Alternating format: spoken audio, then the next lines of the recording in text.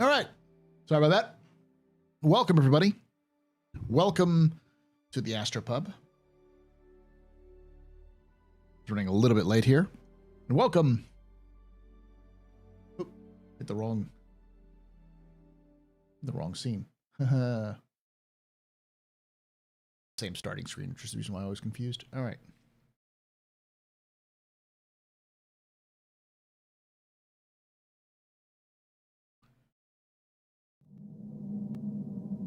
You can take away my spaceship. Spaceship. You can take away my space suit. Suit. You can even take away my space lasers. No pew-pews. But you can never, Never. ever Ever. take away my space game.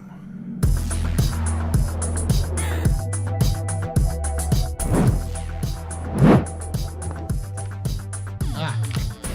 That won't work.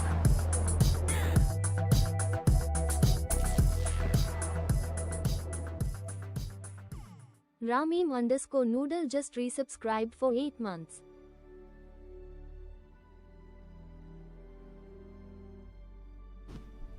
Ramim! Oh, thank you so much for that 8 months of support. You're a very important part of a very impressive person, very beautiful pedestrian. You rock. Shots and cheers in chat, y'all. Shots and cheers. All right, let me move some stuff around here. There we go. Welcome to the office hours.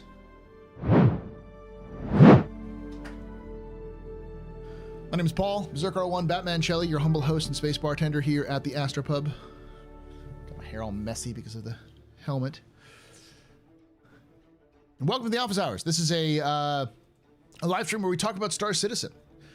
I do want to make the announcement. I've been making this announcement for a long time, but or for a couple days now.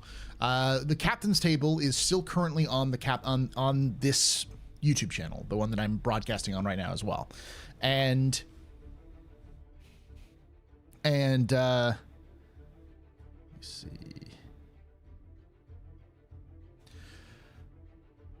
In the future, starting in January, I am going to be uploading all new episodes of the Captain's Table to its own channel called the Captain's Table Podcast. Now, the reason why I'm doing this is because I have realized that, generally speaking, I'm doing, like, the Captain's Table's doing great. Like, don't get me wrong, it's doing fantastic, especially now with all of the hype around Star Citizen and stuff like that, so it's doing fine. But I've also realized that pretty much all of the content that's coming out on this channel, that's like recorded content, is the Captain's Table. And so anytime I release anything that's not the Captain's Table, it's gonna do worse. And the point of this channel was not just to be the Captain's Table, it was just, the point was to be just the Captain's Table and, you know, me doing other content on Twitch and all that kind of stuff. So instead of me doing just the Captain's Table on this channel, I decided that I was going to move the Captain's Table to its own channel in terms of the recorded channels. I'm still going to be doing the live version here. So it'll still be here, live on youtube.com/TheAstroPubLive. And I'll leave it up for at least, the recordings up for at least a little bit while the new channel is getting up and running. As of right now, the Captain's Table's podcast YouTube channel is still is up, and I have been uploading all of the old archived videos that I have. So to give you context, typically I have anywhere between 30 and 40 videos of episodes a season, and a season's a year. So I am going to be dumping an absolute shit ton of videos onto that channel. Probably not going to do well, but if you want to watch some of the older videos, feel free to go there. I'm going to definitely be dumping the rest of season 1 and season 2 because I've got like half. I've got a little under half of the first season up. I had to get some other things to get everything working. And I will get, before the end of this month, I will have all of season 1 and season 2. So 2016, 2017 up. 2018 is when I changed the rebrand. And so I'm going to start dropping the 2018 every day. So like, I'm going to upload them and then have them release every day between like December 1st and December 31st. So I am going to drop, well, at that rate, I won't have new episodes up on the channel until like March. So I may just upload everything, and then I will upload all of the episodes that are from this year every day, starting in December, so that it's every day you get the captain's table. And so if you want to, it's called the Captain's Table Podcast. I'll put it in the top comment on YouTube, but you just Google the Captain's Table Podcast or youtube.com/@the Captain's Table Podcast. And that will, I'll put it in chat here.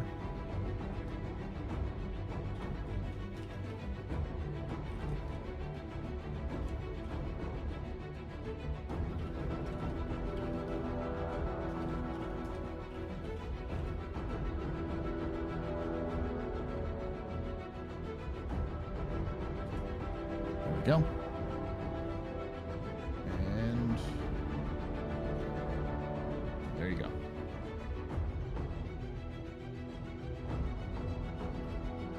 Because the thing about it is, typically you don't get a lot of traction with channel growth and with the algorithm actually working and promoting things until you have partnership. So in order to get partnership, I need to get it's like 100,000 views, I want to say. I have to look up the rules, but I think it's like an average of 10,000 hours and 1,000 subscribers.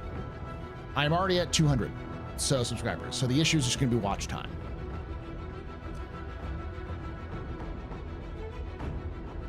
So hopefully you did that. Anyways, with that announcement out of the way, let's talk a little bit about IAE this year. 3.4, yes, .3 was released yesterday. I have not heard anything about it because my face has been buried in Drake Interplanetary, so I haven't had a chance to see much. I do know that wave 3 of the current event is out right now, so hopefully it'll be available this weekend, but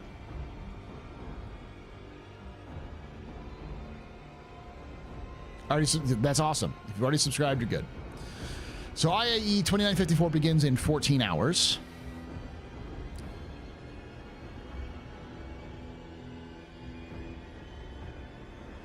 We'll pull up the schedule so you can see what it looks like. Wave 3 still busted? Okay. That's the Idris one, right? It was never fixed properly. Do you have to do it 6 times, or is it just once?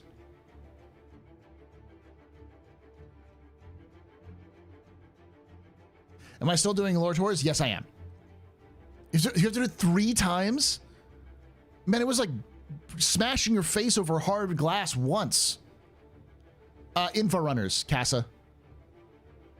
It's called info runners.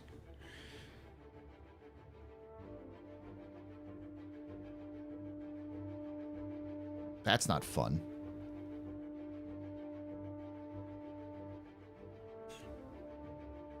So,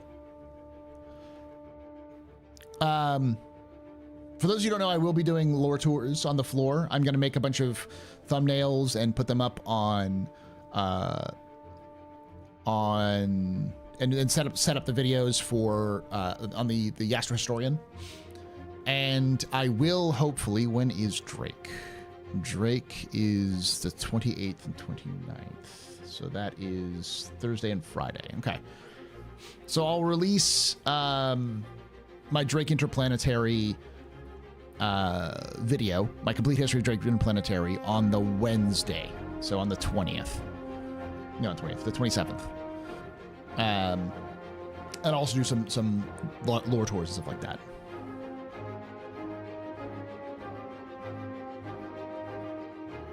Guess we're ramming now. Can't ram what doesn't spawn? Yeah, that's the problem. It's not a bad mission. I just would say do it once, not 3 times, because it is literally a 4-hour mission. To try to, like, even if it spawns, it's still like it's like going 12 rounds in a prize fight. Like, because it's just going to instantly kill any of your torpedoes, and it's such a buggy mess to try to get to. You have to basically rip it to pieces to be able to get into it. So, anyways, Crusader Tumbril is first day. Crusader and Tumbril tend to come together. This is really going to be with the, what is it called? You know what? Let me make this a capsule. Do this properly. I'm going to start recording.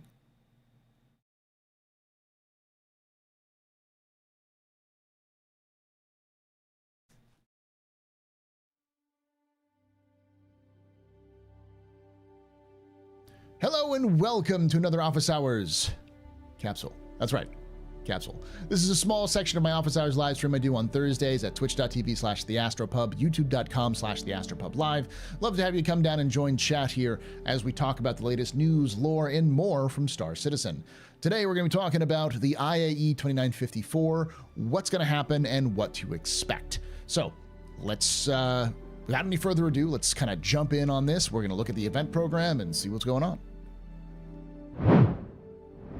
So if you are newer to the to this whole shebang, this whole thing, the event takes place over the course of a week, and each manufacturer gets 2 days.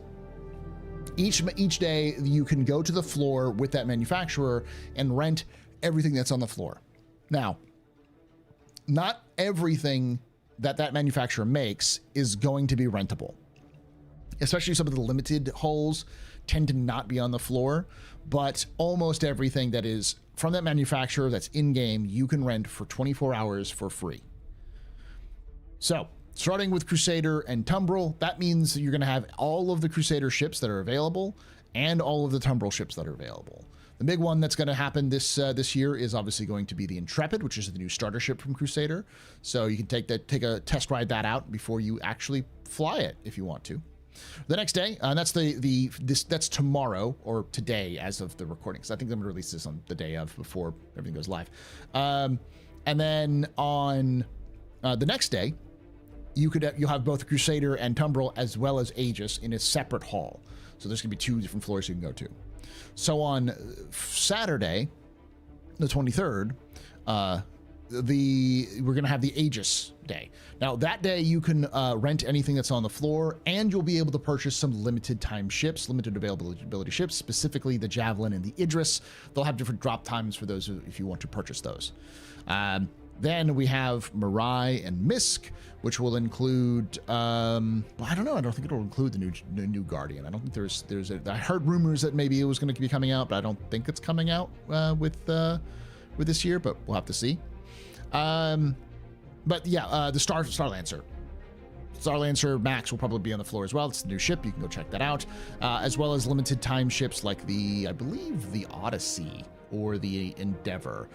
This is one of those times where I will, hello, I'm Paul Shelley. I am a card-carrying member of the Cult of the Endeavor. In fact, I am one of the high priests of the Cult of the Endeavor, here to tell you about why for $10 you can get a cross-chassis upgrade, or an upgrade, I don't know what they're calling it now, from, I believe, a Starfarer Gemini to a Endeavor for $10. That Endeavor is only $300, and it's definitely going to get bigger and definitely become more important. So if you have $10 lying around and you'd like a colony ship, just get that. You can always come back to it and melt it later and get some skins if you want to. And yes, we are a cult, because we are slavishly addicted to that. Then we've got November 25th and 26th. So that's going to be the Alien Day. We've got Gatak, Aopoa, the Banu, Suli, and the Nesperia, which is not an alien manufacturer, but a human manufacturer that makes alien ships like the Talon, the Prowler, and the Blade. They also have, yeah, that's pretty much what they do. Then on the 26th and 27th, we have RSI. This is going to be the Polaris, which will be available for you to rent on the floor, and you can take it out and fly it around and enjoy yourself if you want to, plus all the other RSI ships that are available. And the rare ships that you can purchase from RSI, which I believe the Orion might be. I have to look that up. Then we've got the 27th and 28th, which is just sort of the grab bag day. It's the miscellaneous manufacturers or the various manufacturers. Argo, Consolidated Outland, Grey Cat, and Kruger. This will be where you can try out all of their ships. And this will also be a very hectic day because it's the 27th and 28th where you're going to be able to buy the Pioneer. And it's going to be a hull limited. It's likely going to get a price increase. So because that ship got bigger, and it's also, we just discussed it in the last Captain's Table, kind of overpowered. It is a mobile base and base constructor. So I think every organization is going to want to try to grab one. It's probably going to be really pricey, but if you have the money and you have the time, that might be something you want to look at. Then the next day, we have the best day, which is Drake Day, the 28th and 29th. Of course, we give thanks to Drake on Thanksgiving. I am not. In fact, there we go. Got my hat.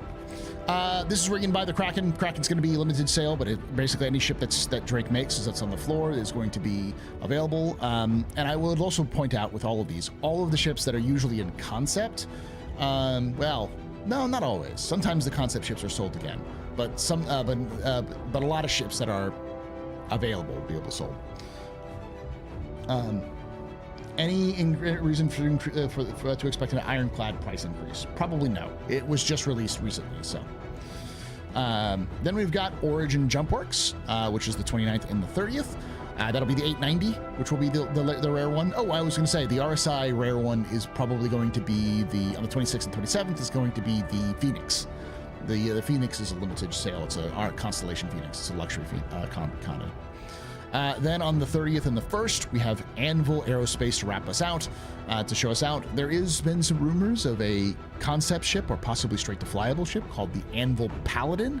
Though every time I hear about it, it's something different, and everyone seems super assured about it. So it's either going to be a complete nothing burger, and it's just going to be a rumor that fans made up for nothing, or it's a clever trick that CIG pulls, since they often like to do that. So don't put all of your eggs in the basket for Anvil, but could be there. But yeah, no, and I was right. All of the concept ships are sold again. Almost certainly all of them are. Some of them may not be, but especially if they're hull limited or limited run, like you can't get the Aegis.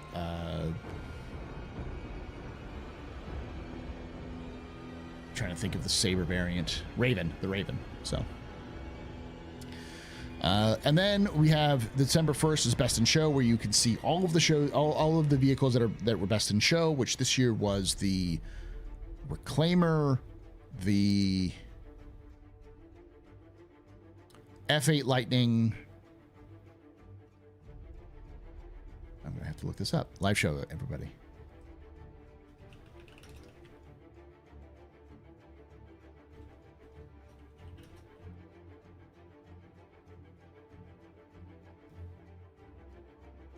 It is the F8 Lightning, the C1, the Terrapin, and the Reclaimer. So they all have their own special, very purple skins, and you'll be able to rent them on the floor, and they'll be sold. Usually, there's also other things like packs or something like that you can get on the floor. And then the IAE 2954 finale is where they have, you still have all of the ships and all of the cross-chassis upgrades. I will also mention that every day has a special sale. So like there's usually a special cross-chassis upgrade you can get that's going to be at a discounted price. Or special ship that's at a discounted price. So you can sort of chain these together in what we call the CCU chains, which you can then end up getting something like a Polaris for like $180, $800 ship for a fraction of the price. That's an example. I don't think you'll be able to do that specifically, but you can get some significant deep discounts depending on the ships that you're looking for by chaining the right stuff.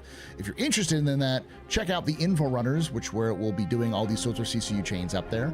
But the finale will go on for a couple of days, let you sort of rent and enjoy some stuff, as well as do equipment and stuff like that for free that you can rent or buy. So yeah.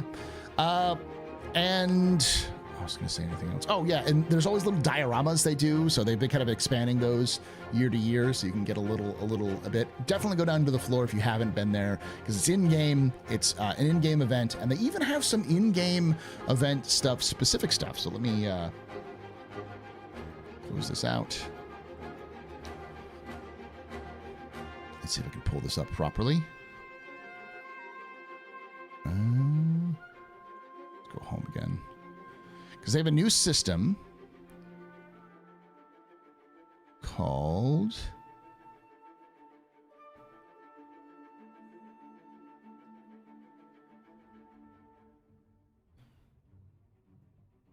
So you can find it at the bottom, maybe. IAE Academy.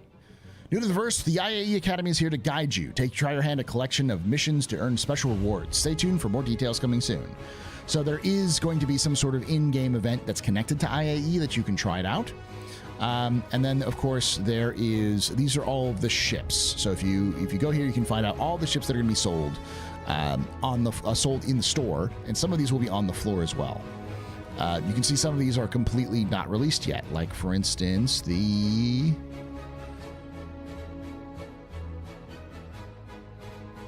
let me see if we can find it here.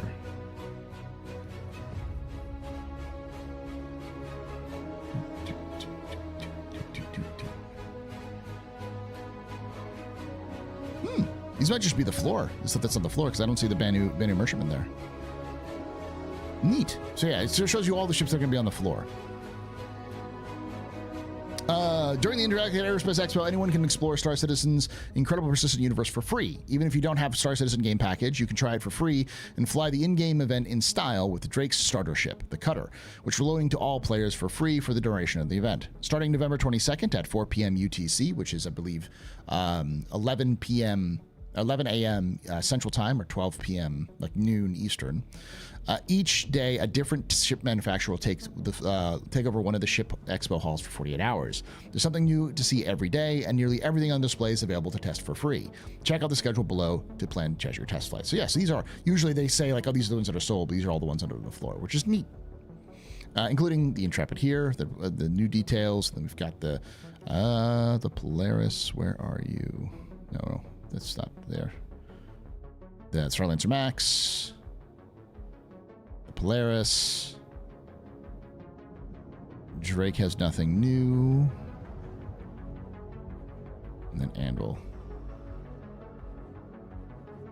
Then the Terrapin Medic. So,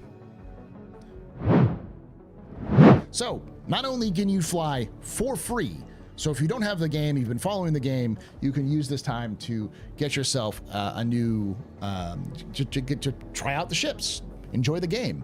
But if you do have the game, you can pick up some rare ships on the store. You can test out ships you don't have on the floor as well, and do even new events on the ground. So it's a fantastic time for new and old players alike to even just check out and see if you enjoy. Word of caution that it will likely be bad performance, because whenever there's a free flight, there's always a lot of people checking out the game, and it usually drags the performance down a little bit. So if you are a new player and you cop on and you can stomach the bad performance, I guarantee you that is the worst performance that CIG will have for the game outside of the first day launch of a patch. And it's usually much worse on the on free flights than it is even on those first day patches. So check that out if you get a chance to.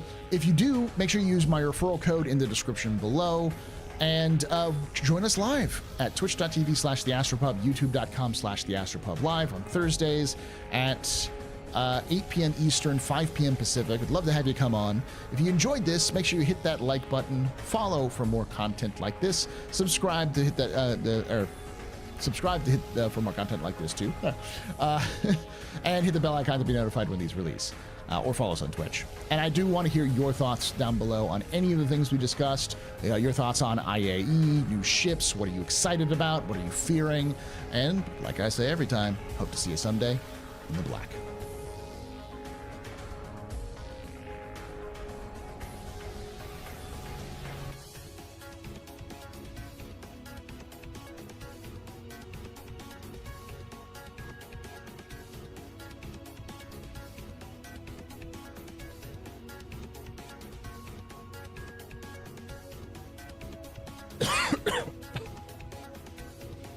Sorry.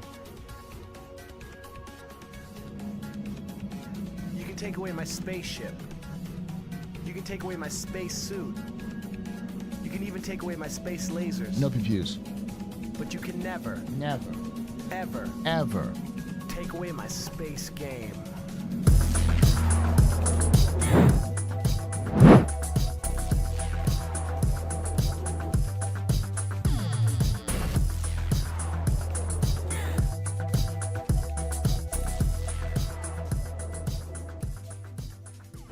Dry Khan just resubscribed for 37 months.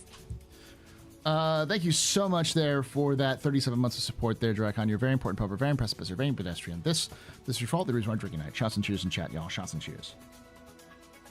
Do you expect them to do another referral bonus for Free Fly so soon after CitizenCon, though? I don't expect them, but sometimes they do. They plan for these things well in advance. For those of you who don't know, by the way, for the history of this, so CitizenCon represents the week, the day that Star Citizen started its funding process, and the IAE represents the day that the Kickstarter finished. Now, Star Citizen was founded at the beginning of October, or started at the beginning of October, and so the actual finishing of the date, the finishing of the funding of the Kickstarter finish, was the beginning of November. But they've since moved them back a couple of weeks. So, but they still kind of are about a month apart from each other. October 10th. Yeah, it's October 10th and November 9th, I want to say, is when they finished it. They used to call it the anniversary sale, and then they decided to give it some lore and to do some cool things with it, which was a really nice touch. And now it's called the Intergalactic Aerospace Expo with its own backstory and where it is and all that kind of stuff. By the way, welcome there, KM6. Paul, YouTube chat up in the feed. Yes, I still have to figure this out because I'm using a new system. The new system allows me to post, allows me to do better connections because I was having some serious problems with Restream because it was asking me to do everything through them, which I wasn't going to do.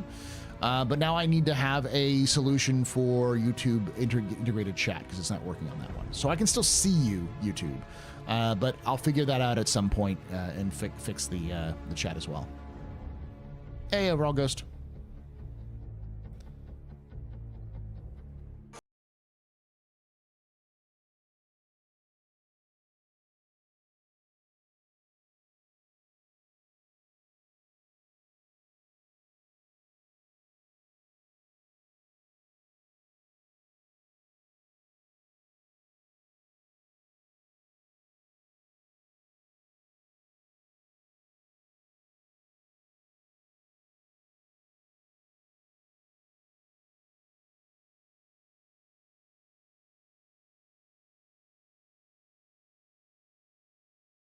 Paul, Berserker01, Batman Shelley, your humble host and space bartender here at the AstroPub, your space bar at the end of the universe. Sit back, relax, enjoy the show. We got a good one for you. How you doing?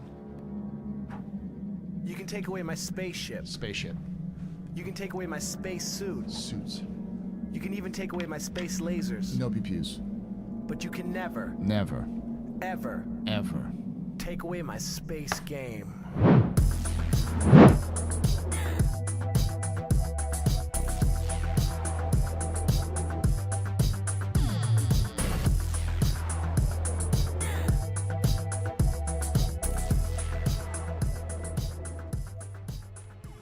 Loking Plays just resubscribed for 60 months. Steel Rain. Thank you so much for that 60 months of support there, Logan. You're very important, Pupper, very impressive, very this is your fault. You can take away my spaceship. You can take away my space suit. Suit. You can even take away my space lasers. No views. But you can never, ever take away my space game. No, YouTube notifications are still on, Distro.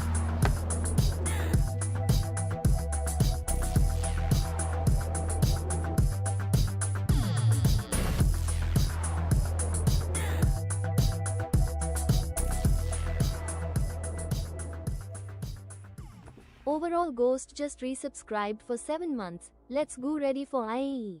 Let's go. Someone steal my wallet, please. Eat dead.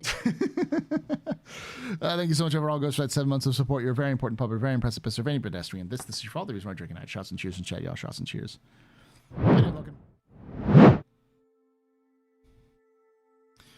Kind of like the Pioneer. It's like a be able to land and start extracting resources without building infrastructure.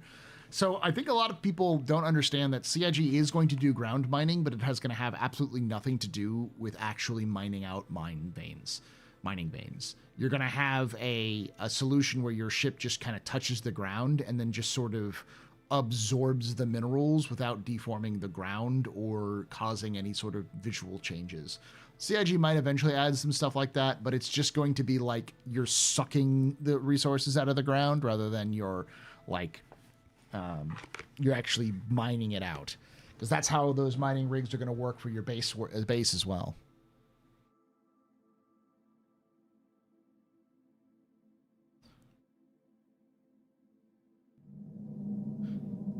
You can take away my spaceship. You can take away my space suit. You can even take away my space lasers. No pew-pews. But you can never, ever take away my space game.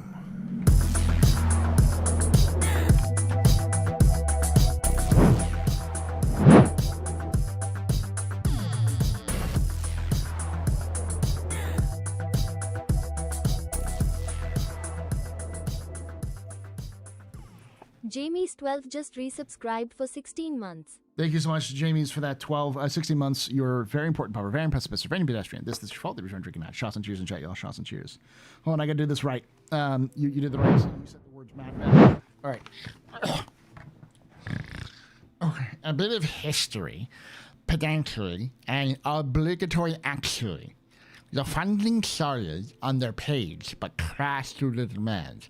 So they reopened the funding on Kickstarter on August 18th, and that ended on November 19th. Sorry, I had to do that. No, you're right. They started it as a on their own site. It crashed, and so they turned to Kickstarter because it was the solution. They didn't actually start on Kickstarter. I appreciate the voice. Well, you said pedantry and actually, so I had to use the actually voice. So in lore, is this the 85th IAE? Not that I know of. Let me look it up.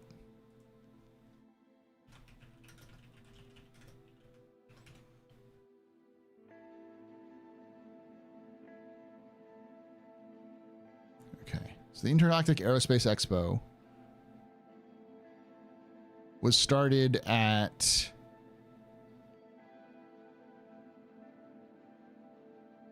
it's 2670.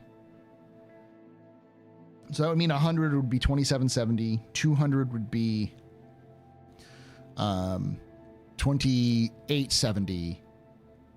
So 210, 220, 230 plus 50.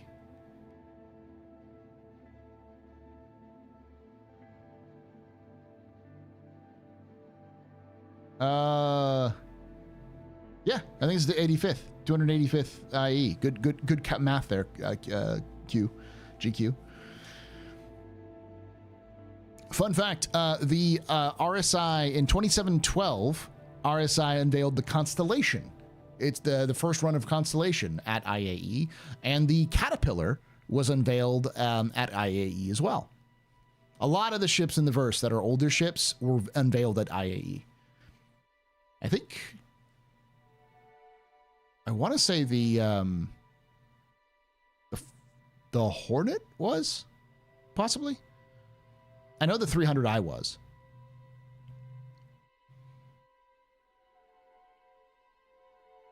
Hey Nolan, how you doing?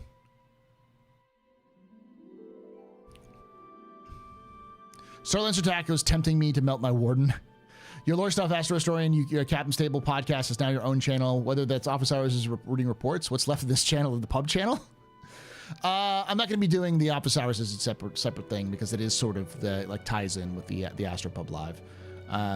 The most I'll do is I'll make a gaming channel that will be separate from the TheAstroPubLive stuff. That's going to be just recorded stuff. Like even the Captain's Table Fishy is going to be recorded on this channel. So like I'm going to broadcast it on this channel. It's just the recorded episodes are going to go up on its dedicated channel.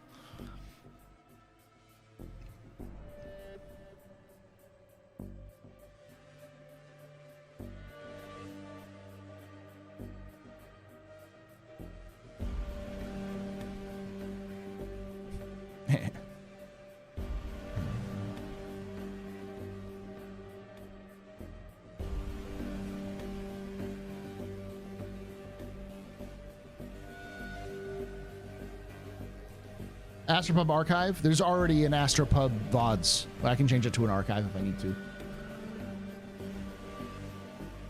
you think we'll get any surprise ship reveals at IAE that are straight to flyable? I mean, there's been rumors that the Paladin is straight to flyable, but I take those as rumors until we can actually see it. There's been so much information swirling around about the Paladin that I don't know what it is. But it is interesting that CIG has basically confirmed that they have completely overhauled the character or added a bunch of functionality to it. Ever. Take away my space game.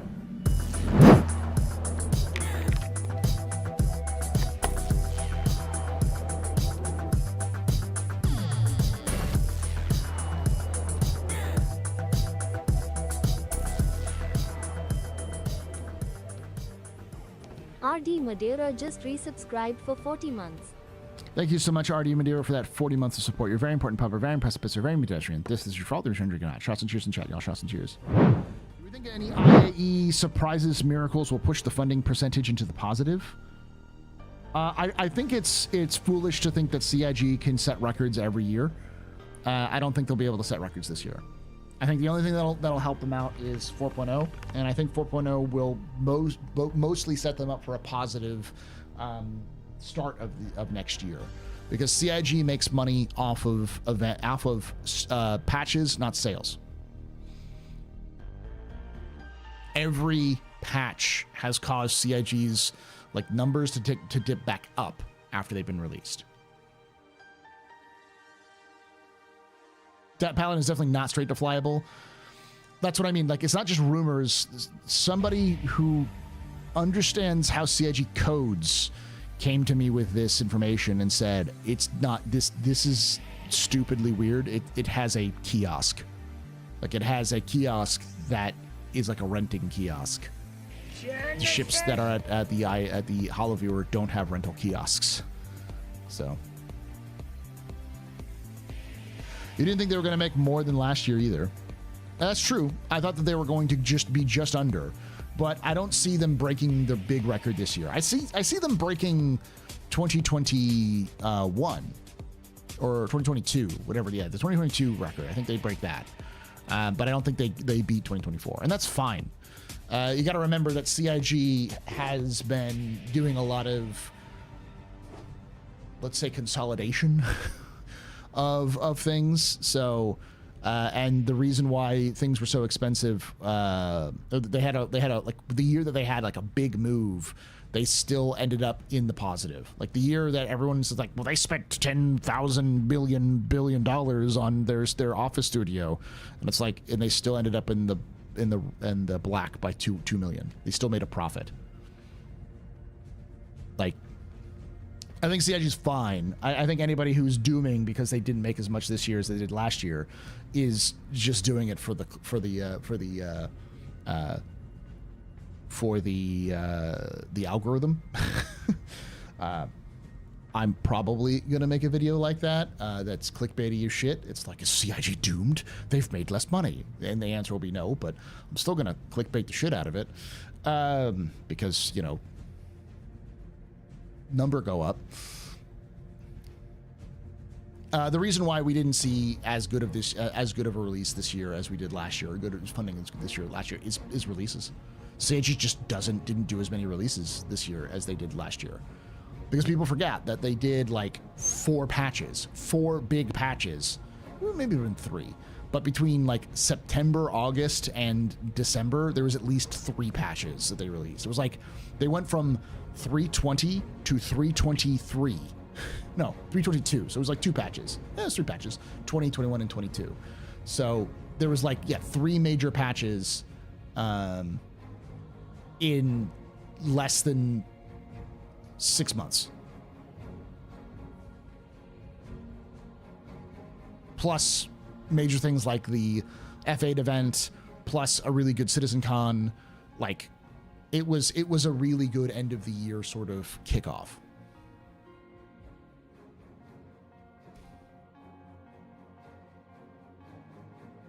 The trauma vibes are strong this year. Yeah.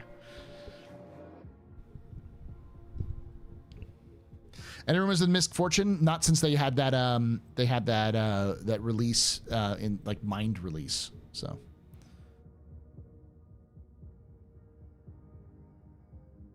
if the Paladin ends up getting a giant assault gunship, I'm going to buy that and force my passengers to listen to Fortunate Son every time we hit a base. From what I recall of the Holo, the Paladin didn't look that impressive.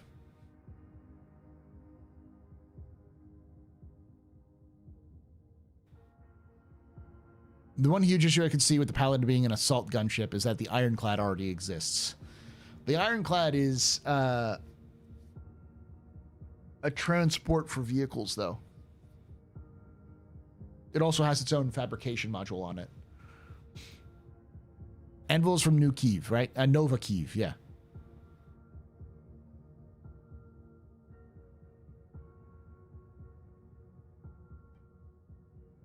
I think it's been a great year for CIG. It's been okay. I think there's a lot of people who are overly anxious about Star Citizen because, you know, a lot of people are traumatized by every time CIG does anything. But also, the community has a long track record of overreacting to literally everything. CIG doesn't make it better, but I'm not going to sit here and both sides everything about it because, like, what CIG doesn't do well is stuff that, like, they've never been good at and they should improve on, but they haven't. But the things that this community has done is, like, doomerism to the max. Like, black pill every time. Like, every single thing that CIG does is, like, some sort of corporate scheme. Every rumor that comes out is CIG is closing down. Like, for fuck's sake, like, the big thing that, like, the media was trying to push for Star Citizen is that CIG is firing everybody and is shutting down all of their studios, and they're going to be broke. That, like, the reason why they're doing time in lieu of thing was because they were out of money. It's like, what?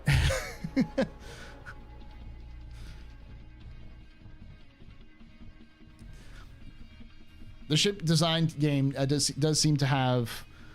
It's picked up this year with these releases. Yeah, but I'm almost very few releases this year up until this right now.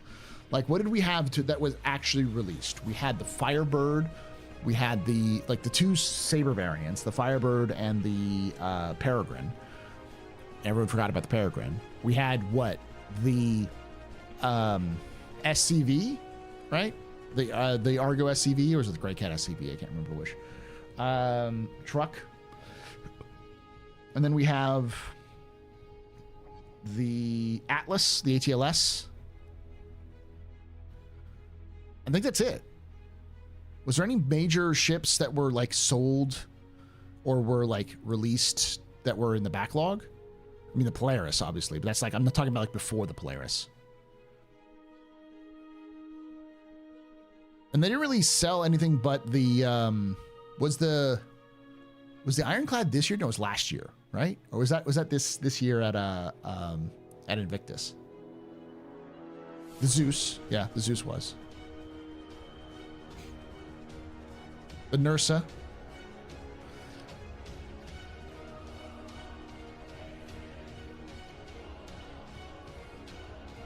Was the X1 this year too?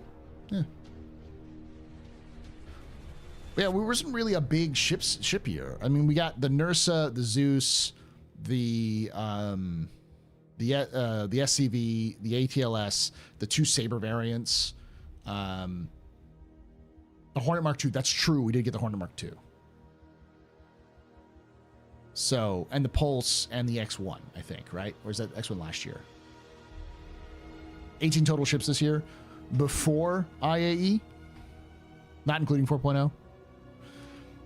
Because like we've got the Star Lancer, the Polaris, the medical, the Terrapin medical, like that's all like now. The Intrepid is now too. It's like 4 of those 18 was just in one event. And so that's got to be like a 4th, right? Maybe my math is off for that one, but it's not an insignificant number that I've released in a single patch.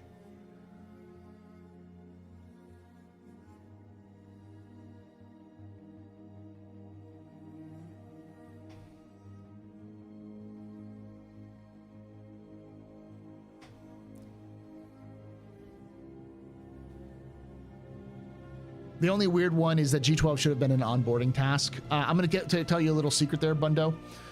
No, CIG is never going to give somebody else's work to a new person. Never. If you're an artist and you get brought onto a team and you're told finish somebody else's work, you have little input on it, go. That's not easy, nor is it fun. Finish somebody else's homework, please. But I didn't even start it. I don't care. Finish it. The G12 is an afterthought. It's something that they'll do when they have time to do it.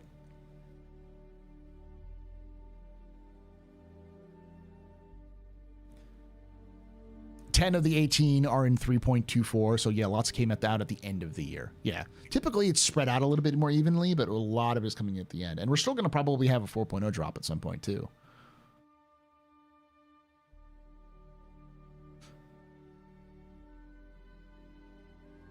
Good way to throw someone in the deep end, though. It's also a great way of losing talented artists for other endeavors. Because CIG has a lot of people who've been at CIG for many, many years. The one team that constantly hemorrhages people is the ship team, because they have the arts, they have the skills and the experience to basically take anything that they do at CIG and turn it into another job that pays them more. So, because there's been a high turnaround at the ship team, I guarantee you they will never give a new onboarding person somebody else's old work. They will always give them a new ship to do, so they can know from the ground up how it works. It would be a good second job for them to do, but... Was the Solian this year? I thought it was last year.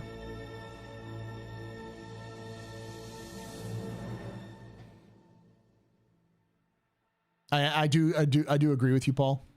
I think you said I do disagree with you. I'm just saying, like, that's CIG's mentality. Whether it's right or wrong, it's CIG's mentality. I still think that the G12 should have been done years ago, because fuck you, it's a goddamn fucking buggy. You've done, not only have they done buggies before, but they did the fucking Lynx.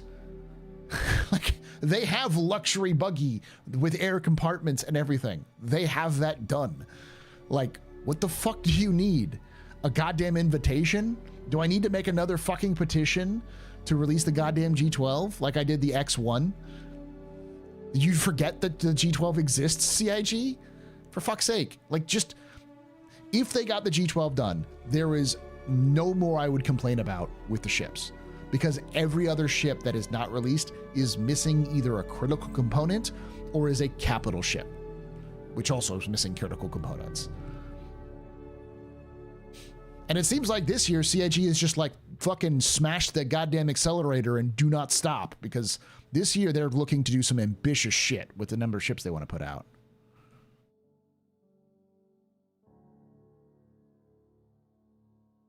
Buggy with champagne in the backlog is bad. Yeah, it's bad, but most of the backlog is understandable. Why not brand new merchantmen? They have to build that from scratch with the entirety, an entire new mechanic which doesn't exist in game, which is sales. They don't have the sales yet.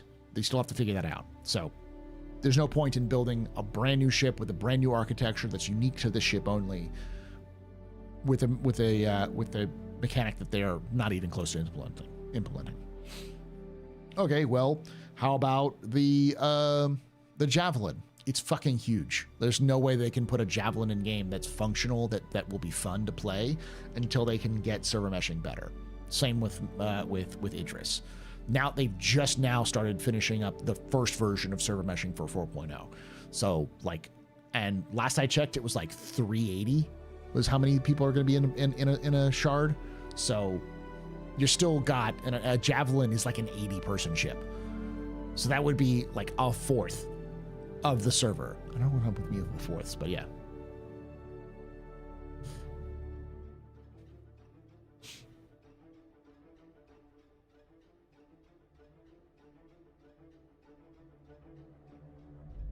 Poly did some research on virtual tunes for podcasting. Oh my fucking god, they wanted $7,200 for a 4K HD 3D model. Yes.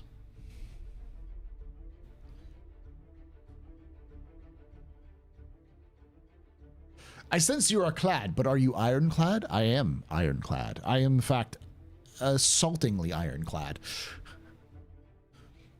When I'll have my ML rig turned on, trained on all of the design languages and just push go. Iron Chad. The Fatapillar.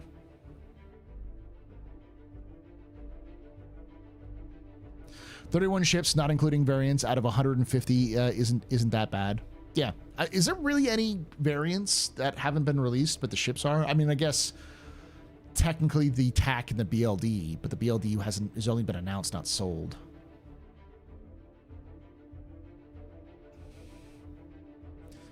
The Ranger is one of the fewer smaller ones that definitely needs to get done, that people forgot about, but it's one of those things where CIG's ground game sucks ass. Like, the ground experience in Star Citizen is awful. It's novel that you have a game the scale and size of Star Citizen that allows for that, but the gunplay still needs a lot of tuning. Damage system needs to be improved.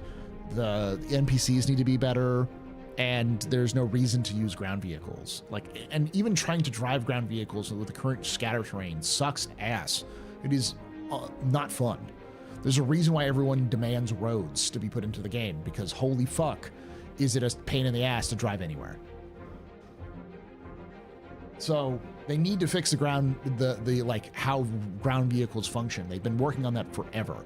That needs to get done. And then on top of it, they need to make a two-wheeled vehicle work. The Polaris is going to be without the captain's cabin until, they've already said this, until like next year. It's going to take them 6 months to get that thing in.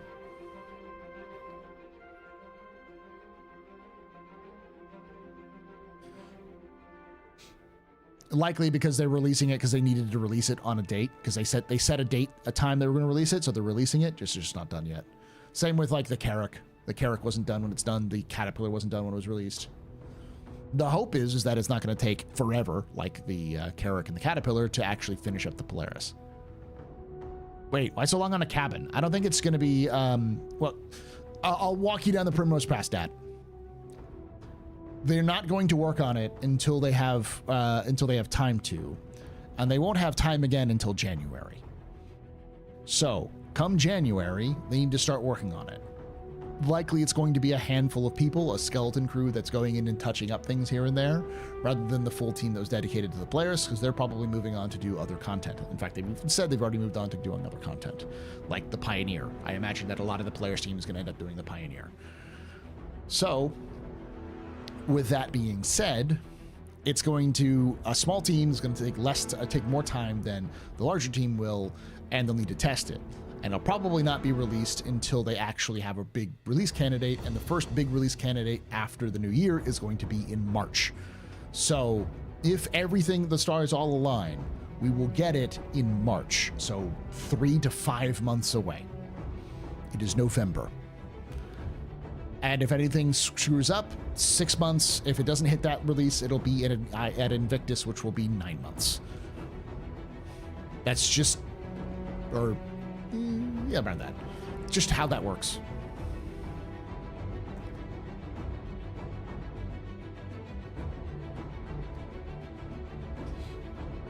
What's so complicated about a HAB area for a captain? It's just not important. It's just the same reason why the G12 isn't out, because it's just not important. Like, up until recently, the Carrack it didn't matter that the Carrack's modules didn't open because you didn't really need them to open. Now that the cargo is implemented, they have to get it so that the bays in the Carrack open up at least, so that they can load and unload cargo in them. But like, do you really need to have the Caterpillar like elevators functioning? No, they don't. They're not required for you to use the ship, and you can use the ship without them. Hey guys, if I upgrade my ship in my game package, will I lose my game package? No, because if you're upgrading the ship with a CCU, Alberto, you are upgrading the package. If you apply a CCU, if you melt your package and buy a ship, so if you like turn it into credits and then use those credits to buy a new ship, you will lose that package. But if you're using an upgrade, then no.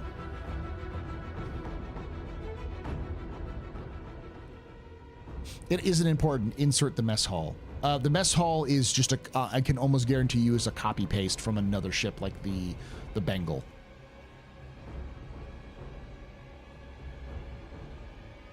Like a lot of stuff, those assets that are in the Polaris, I'm guessing are Bengal assets. Either they cannibalized and changed around, or they built themselves.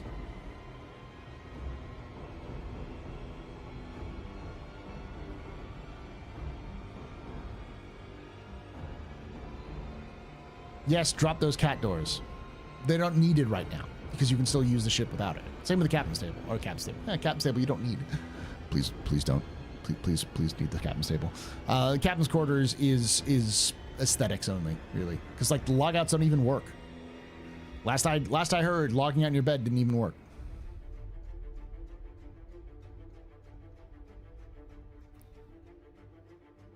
Cat doesn't need the elevators, but it does currently suck to use.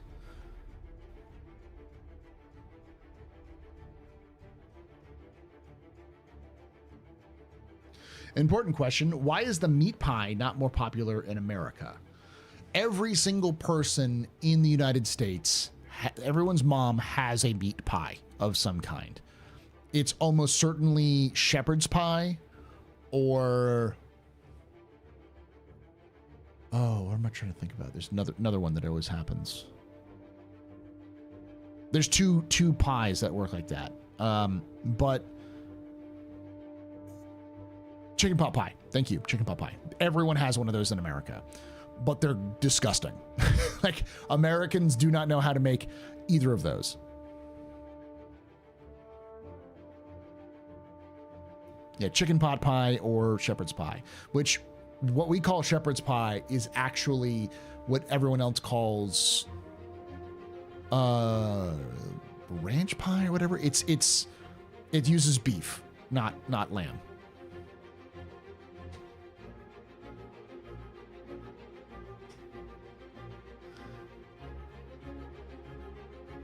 Cottage pie, thank you.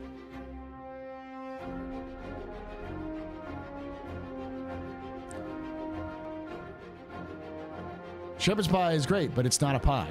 It is.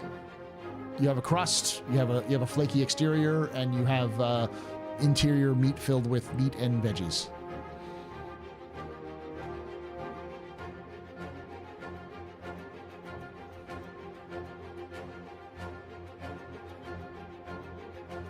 Is pizza pie? Yes, pizza is a pie.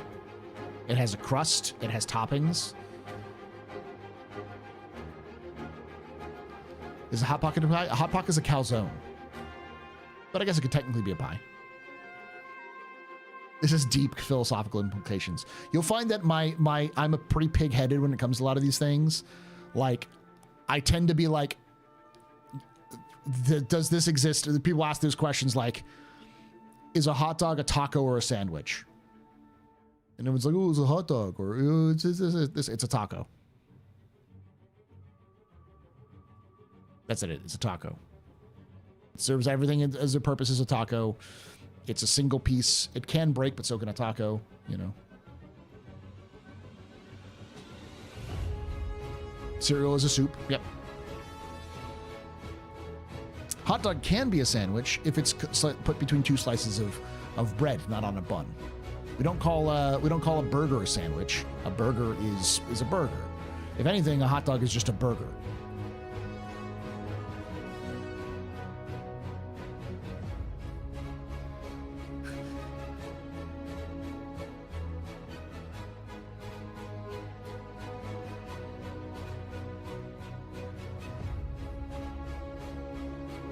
Chicken sandwich is 2 pieces of meat with chicken on top. Best American snack food. Snack food. Americans don't do snack food very well because all our snack food is like 700 calories. I will say the one thing that everyone needs to enjoy is chicken and biscuits. If you are not from the United States and you have not had Southern chicken and biscuits, you are literally like with gravy.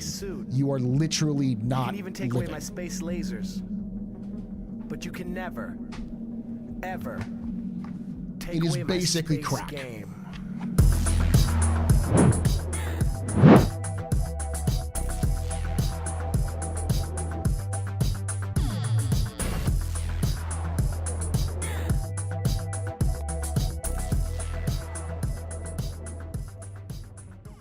McGrady_ just resubscribed for 28 months. Farasa lurk. Thank you so much for that 28 months of there, McGrady. You're a very important pupper, very impressive, very pedestrian. This is your fault. There's one drinking. I had shots and cheers to chat, y'all. Shots and cheers. Yeah, popcorn's good. It's probably the least one. Like, I'm not saying even like you can get like healthy snacks or even like non-healthy snacks. I'm not talking about that. I'm just talking about like American snacks aren't snacks. They're meals. We have an entire meal called snacks.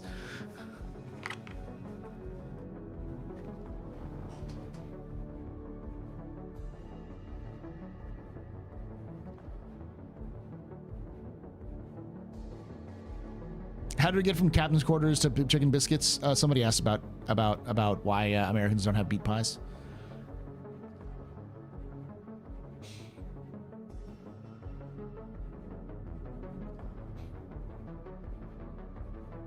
If you really want to go, if there's anybody here of Czech heritage or from that region of the world, you will absolutely hate what we call a kolosh. A kolosh is not called a kolosh in specifically Hill Country, Texas. We don't call it kolosh. We call them koloches.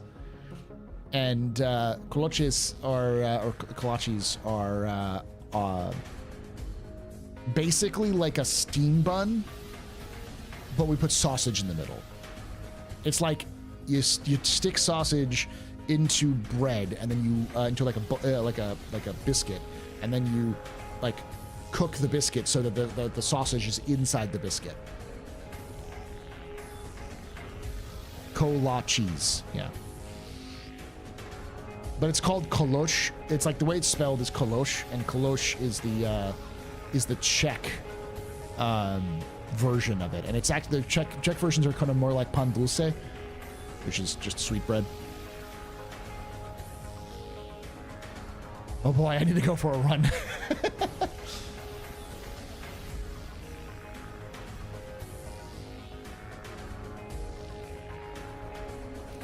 I'm not going into this weird stuff though. What'd you say? Then what's the difference between a chicken sandwich and a chicken burger, aka Popeyes? Semantics.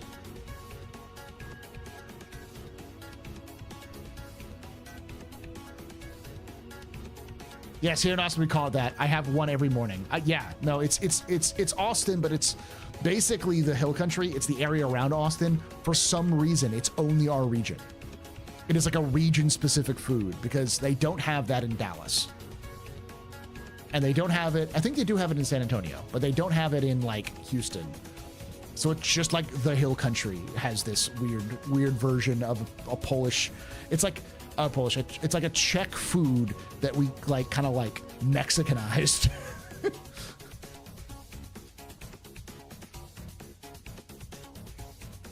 They're kind of like pigs in a blanket, yeah, effectively. But we're not talking, you don't have, it's not that side of sausage, it's a breakfast sausage.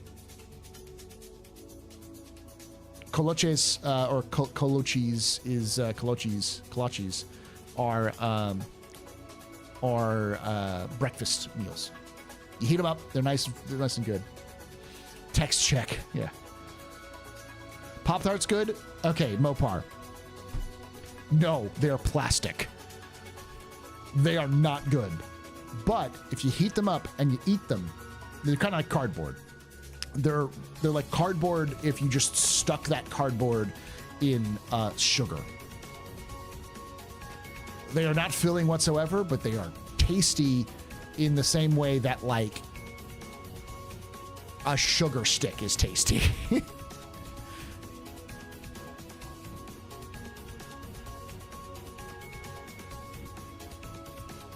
This is where the Star Citizens players' hearts are. They need a deep food gameplay mechanic.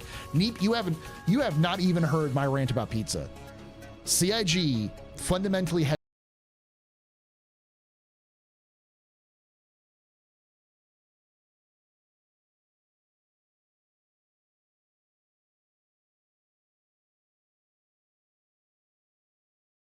Ian just discovered the meaning of life. Nothing against IAE purple, but there are 100,000 discernible colors. Thank you so much, Mason, for that 42 months of support. You are a very important pub, a very impressive pisser, a very pedestrian. This your fault. We should drinking night. Shots and cheers and JL. Shots and cheers. Who's ready for food fabrication? I wouldn't be surprised if CIG creates food fabricators specifically. Oh God, I've tried Pop-Tarts and my God, I couldn't do it. They're not good. Like a sugar stick?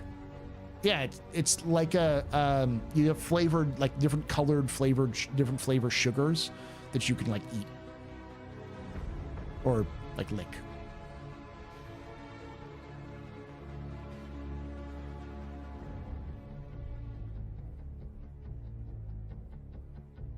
Kind of like a pixie stick, but a pixie stick is kind of like a more of like a pour thing.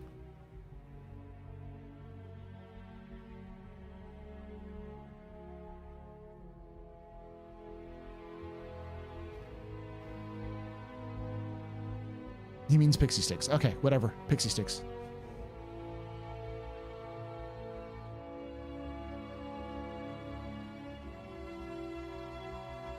I didn't see any manufacturing on the players for food processing. You can take away my spaceship. Spaceship. You can take away my space suit. Suit. You can even take away my space lasers. No pews. But you can never, ever take away my space game.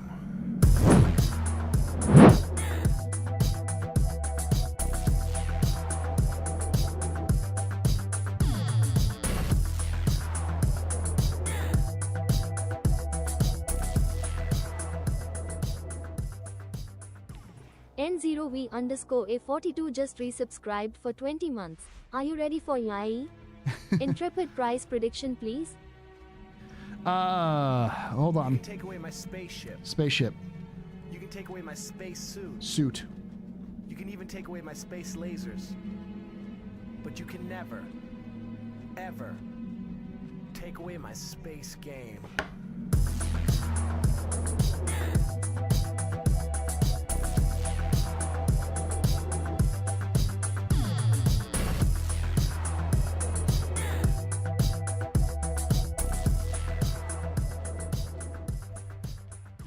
Wahoo 127 just resubscribed for 38 months. Thank you so much for that 38 months of their support there, Wahoo. You're very important, Pupper, very impressive, Pisser, very pedestrian. You rock. Shots and cheers in chat, y'all. Shots and cheers. You want my IAE prediction for Intrepid price, I would say Intrepid is probably going to be $65 war bond, $70 non-war bond.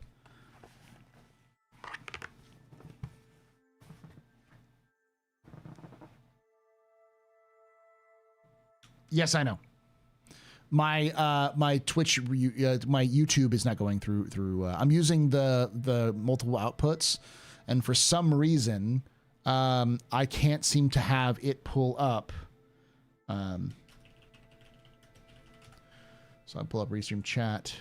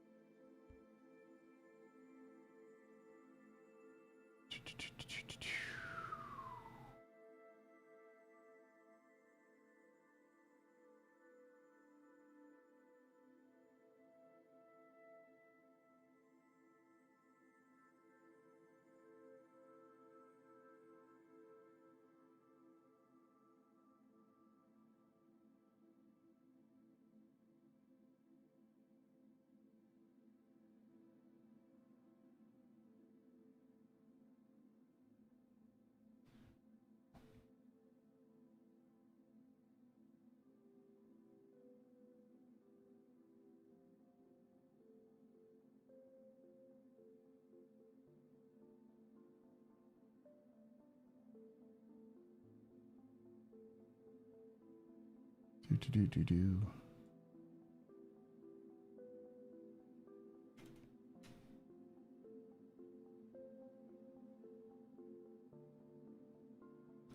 The problem is that it's currently set to something that I have no options for, and so I can go to the dashboard and change it, but it won't show me the actual.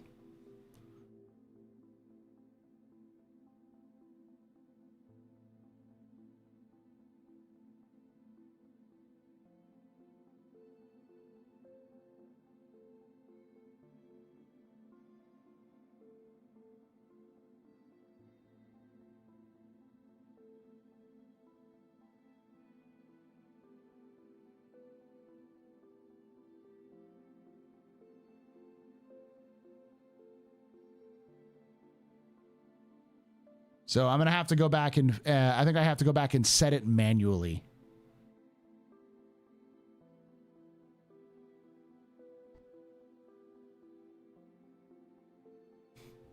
Question about it didn't break, no. What to expect at IAE 2954? Yes, that is the title of the stream. What would you like to know? Ghost.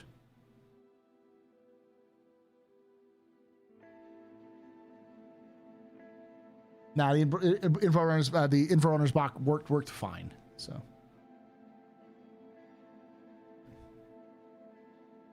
what would you like to know, Ghost? that's what I'm trying to ask.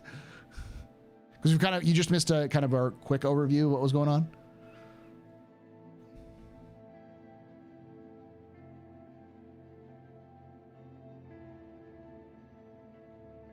Will we ever see the Anvil longbow? That was always a rumor. It was never a confirmed thing. I do think that Anvil will come out with a Corvette style or Corvette size ship in the Polaris range to kind of match that sort of like MMO style. Not you overall Ghost. It's AH Ghost on YouTube. I just got here. Anything good? Yes. Like I don't know what you know about IAE, or if you know what IAE even is.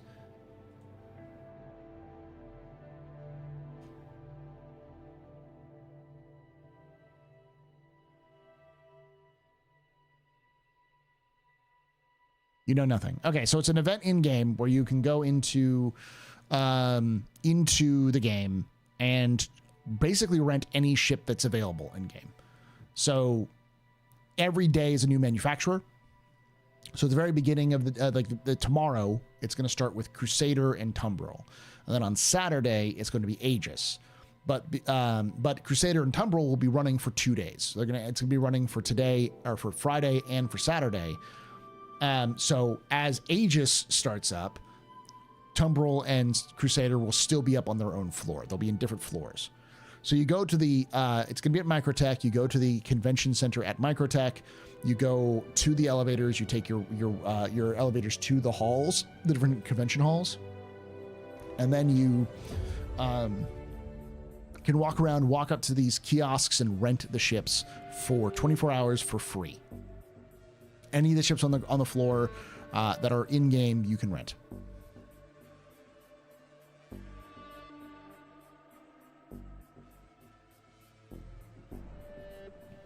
So it's really good if you want to try out new ships. It's also a free flight. There are no new alien ships. I would not expect a new alien ship or even an alien ship to come out for another several years. Probably, maybe before 1.0, but I doubt it.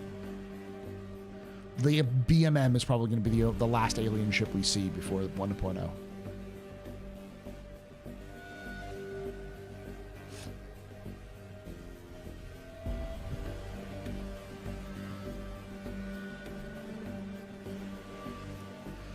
I still can't believe they're doing it at Microtech, considering the rough new badge has been for the last 5 or 6 months. It's the most up-to-date landing zone next to Crusader, and they're not going to do it on Crusader.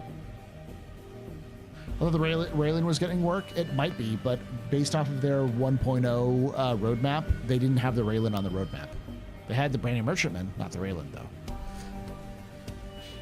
Did they update the rentals to 48 hours this year? They might. I haven't heard anything about that. Let me look it up real quick.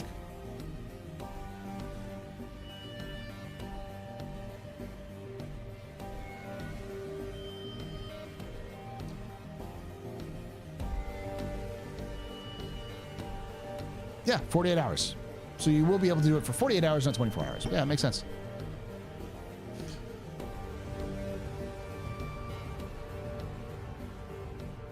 What are the chances that the Gladius gets a Warbond CCU? Not insignificant. It's happened in the past. If the Paladin is a 124-meter gunship, how would it fit in with the Perseus and the Hammerhead? That's a good question. We don't know. There's so much misinformation flying around about the Paladin that we just gonna have to wait until it comes in. My best guess would be that it fits somewhere between the Perseus and the Hammerhead in terms of role. Whereas the Hammerhead is strictly anti-fighter and anti-torpedo, and the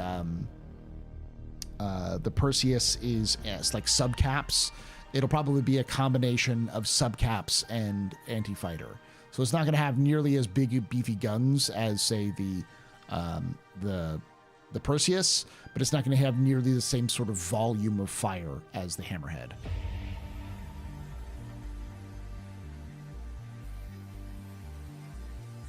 You get into the manufacturer hall, switches over, not necessarily 48 hours. But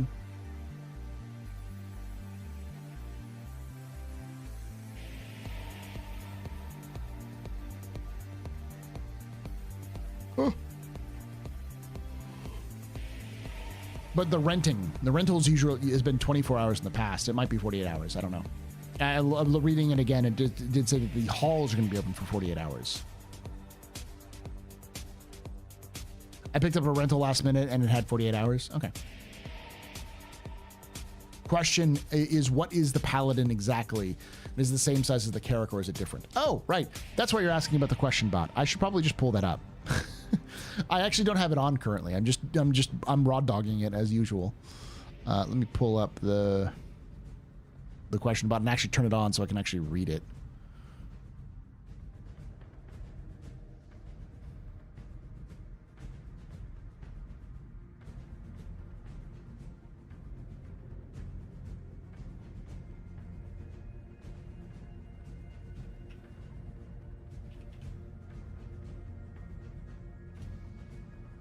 All right, so now if you put question in brackets, I will be able to see your question. How's Camilla's book sales? Last I heard, it was doing really good. They sold out multiple runs, which was unusual, according to her publisher. For their publishing house, they had to run multiple printings, so. But if you haven't got it, get it. It's a good book. Ackland asks, what is the Paladin exactly, and what is the Paladin exactly? Is it the same size as the Carrack? I don't know. Oh, what is the Paladin exactly? Is it the same size as the Carrack, or is it different? Last we saw, it's the exact same size as the Carrack. So that's why there's so many misinformation flying around that it could just be a Carrack variant, which would be disappointing, I think. I don't think people are interested in a fighty Carrack. People already don't like the design of that ship. A lot of people enjoy the Carrack because it was a meta ship. And as Star Citizen is becoming 1.0'd, I think a lot of people are going to start rethinking their Carracks. Yes, the Carrack is getting a bunch of love for 4.0. So that does seem to indicate that the Paladin might be a Carrack variant, but we'll see.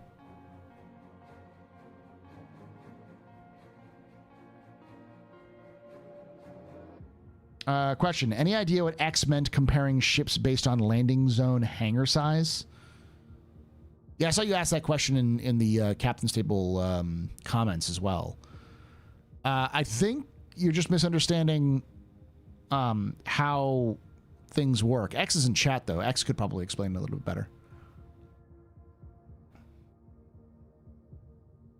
When's IAE starting? It starts tomorrow in... Well, I'll tell you exactly when. Hold on.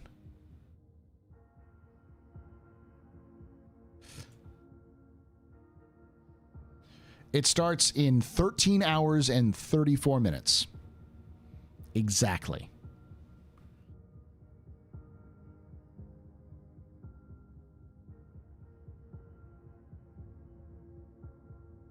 Who has a question? Ask them to message me on Discord. My username is XX. It's Nova. Nova was saying, any idea what X was meant comparing ships based on the landing zone hangar size? What X is talking about is that CIG no longer uses the small, medium, large, and capital classifications. They use S1, 2, 3, 4, 5, and 6. This is something that's new that X discovered at CitizenCon, that's how they classify ships now, is based off of their landing pad size or their hangar size. So S1 is the smallest size you can get. That's what they used to call the extra small. And S6 is like the capital class.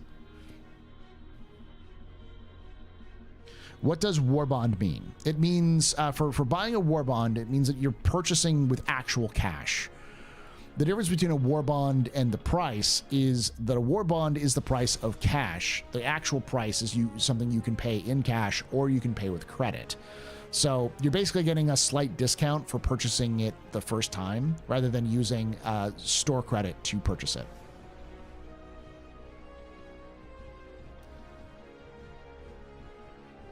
Snub, starter, small, medium, large, capital. That might be the case, Doc Platypus, but I know that CIG doesn't classify it like that. They classify it in size 1 through 6 in terms of landing pads.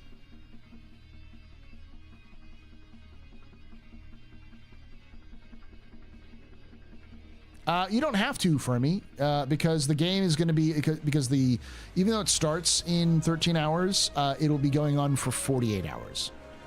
So IAE starts at 2 a.m. your time, but you can wake up whenever you wake up and it'll still be available for several hours, if not a couple of days, like at least a full day by the time you wake up. Every event every floor happens, goes on for 48 hours. And it starts tomorrow, or starts in 13 hours, and it'll end on December the 10th. December the 5th. But each day has a new manufacturer, but each manufacturer is on the floor for 48 hours. So it kind of shifts back and forth.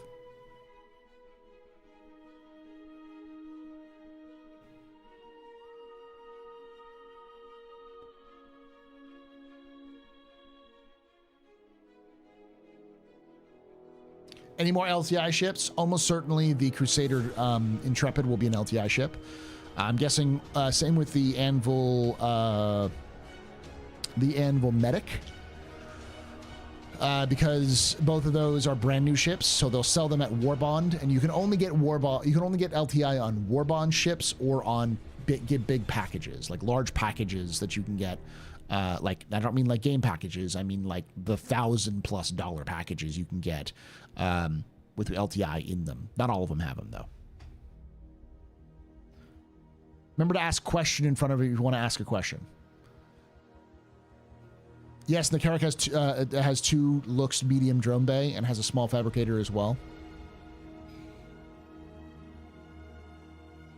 They need to get the cargo bays to open ASAP, in my opinion. I want to believe that that's what CIG is doing with this update to the Carrack 4.0 is allowing for the cargo doors to open, because we do know that Dan McCabe and at least somebody else had been working on the Carrack, because they showed off to morphologists the shutter, the metal protective shutter that goes over the top, that was being worked on as of like CitizenCon. So if it was working in CitizenCon, I can imagine they're doing a bunch of other things as well. Mark Gibson. Okay, yeah.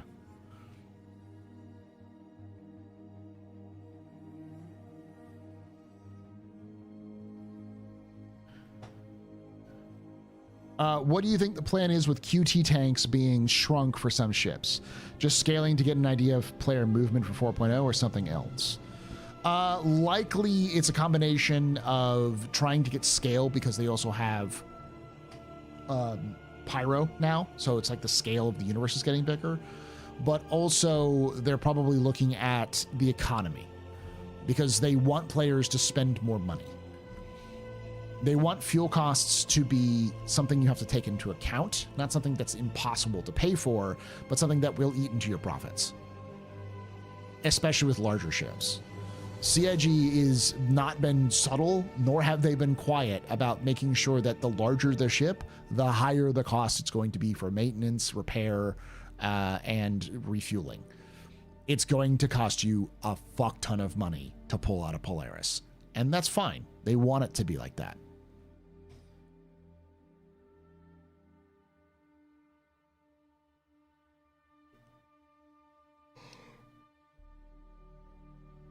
Again, if you want to ask a question, make sure you put question in front of your chat, in front of your question, because if you don't put question in brackets in front of it, I may not see it. Will the cartography room work as the holo table comes in?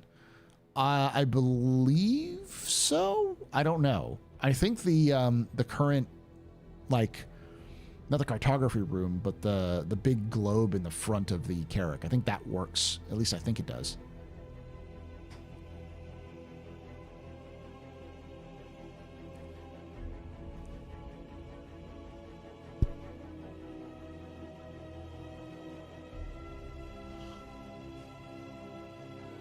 When cut a burrito truck? Man, I don't know. When they can get a food fab on it. What's your stream schedule for IAE? I'm still working that out, but I know for at least this weekend, on Friday, I'm going to be doing a short-ish stream, probably only a couple of hours, for the Invictus, or for the, let's say Invictus, for IAE, for the lore tour. So it's just going to be me doing the lore tour. And how this is going to work is I'm going to be streaming every day. Saturday, it'll be noon my time, so 1 p.m. Eastern. Sunday will be the same. And I'll be doing my regular streams afterwards, like the captain's table and the league org group stuff that we do. And then on Monday through Friday, I'm going to be doing something different. I'm going to be streaming from like 6 a.m. my time, so 7 a.m. Eastern, all the way until like 10 a.m. my time, so like 11 p.m. Eastern, or 11 a.m. Eastern, somewhere between then. Early in the morning, so I'm going to do a small stream, which is just going to be me playing the game. And then in the evenings, or in the afternoons, I will be doing the lore tour. So basically, I'm going to be going for about 3 to 4 hours, pause for like lunch and for everything to settle, and then stream again at like 1 p.m. my time. And we'll be doing a kind of that stream for however long it takes for me to get the lore tours done. So it's only going to be about a couple of hours at most during those times. The only exception is going to be on Thanksgiving. I will not be streaming on Thanksgiving, but I will be that early morning stuff. But I will be doing a afternoon stream, the typical like lore tour stream, and of course Thursday is Thursday is Thanksgiving. So yeah, I might do an office hours on a Wednesday or something like that. But yeah, we're saving Stanton on Sunday, hopefully. We got to get through wave 1. Still got to go through phase 1 through 3 still. We'll probably do a couple phase 1s and a couple phase 2s. And then you got to do phase 3, which is like slamming your face against a rock.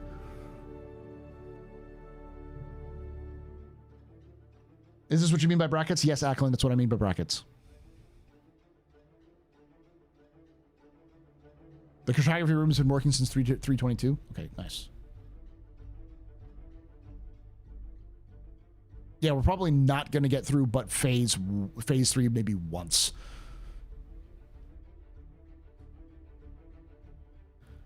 Maybe they'll fix it before then. They just need to make it only once. Like, it's such a pain in the ass to get through it 3 times. It's not fun.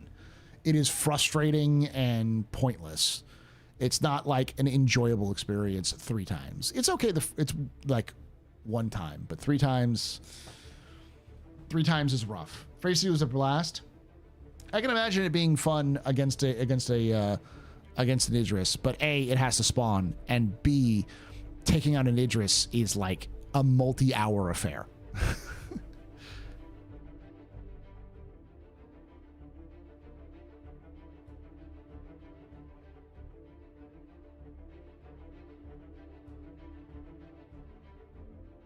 If they hadn't over-tuned to the PDCs, yeah, that's a problem. I still think that the PDCs are, they're fine, but like they need to kind of reduce them a little bit. I'm actually secondhand embarrassed for the missions team who put this together to have their servers in such a state to also create an enjoyable experience.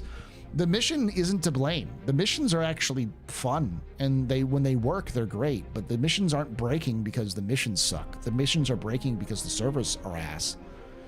It's like, the fact that these missions were being designed almost assuredly with server meshing in mind means that they're functioning as best they can with how god-awful the back end is.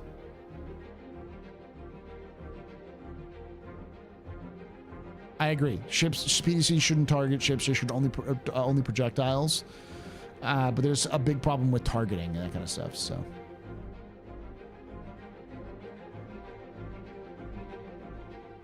The character needs PDCs? I don't think so. I think it's fine.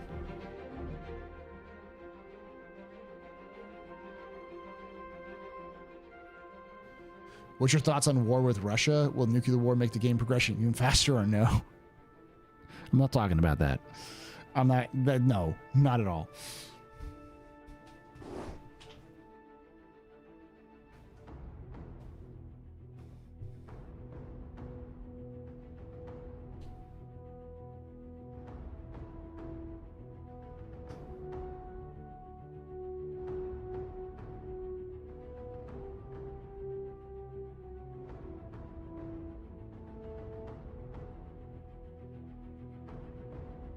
Real quick.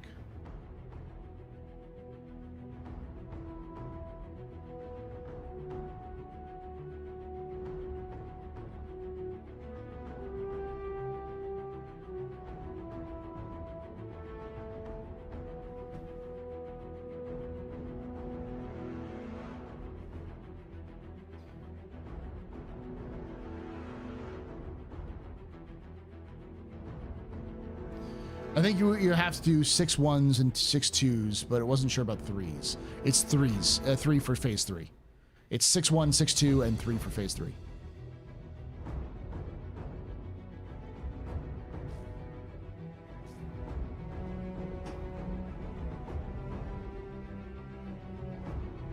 Question: BMM versus Perseus. You're going to get the Perseus well before the PMM.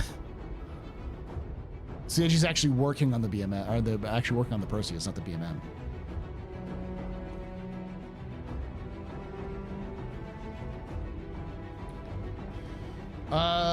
Question: do you think CIG will ever get to task for rights to make a mainstream ships? Get/ask for rights to make mainstream ships? What? What do you mean, Doc Platypus? Mainstream ships? Yeah, if you mean other IPs, never. The Perseus is cool. Well, it's also being worked on, so. Question: do you want to do players things tomorrow? Loken, I probably won't be able to do pub and plays tomorrow. Well, we'll try a little bit. Because I got to do my lore tours tomorrow. Because lore tours start tomorrow. Yeah, like the Expanse, they're not going to happen. They're not going to happen. It wouldn't make any sense in the lore anyways.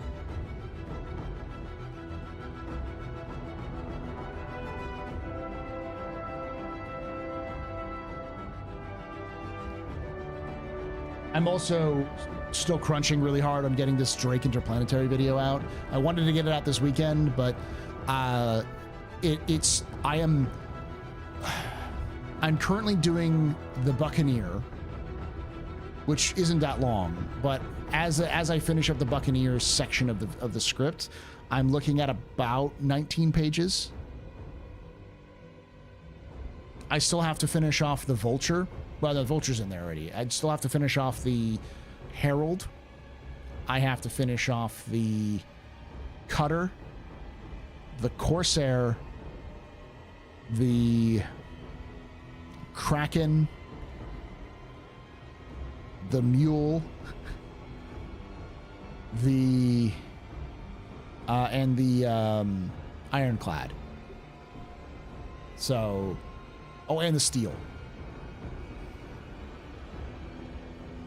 Most of those don't have deep lore. They're just sort of talking about the ships. But each of those is maybe half a page to almost a full page. And so you're looking at like, and each page is 2 minutes. So I'm already looking at like at least an additional 6 or 7 pages probably when you're finishing it out. So it's looking like it's going to be close to an hour when it comes out. Yeah. There's a lot doing. It's complete histories are 40 minutes to an hour when I do those videos, and because of how well the Anvil one did, I'm definitely going to release one for IAE. I'm going to start doing that back and forth where I'm going to release these big long hour-long complete histories during the sales for these ship manufacturers. I think after Drake, I'm gonna probably do I've already done Crusader, so maybe Origin. Probably Origin for well, Aegis would probably be better for Invictus. So yeah. Paul, I know it's a lot of work, but I love your long-form content. That's fine. Steel's lore, there's a garbage that's always been in the Cutlass Steel's home and the end. So let it be written, let it be done.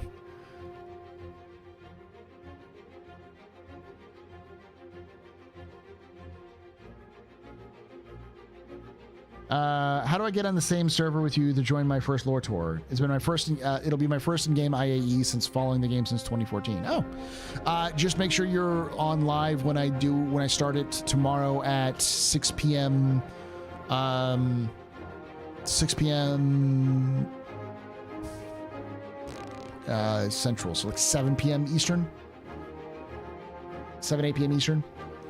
I'm going to try to do it at a more reasonable time for every other day, but for this one, it's going to be a little different.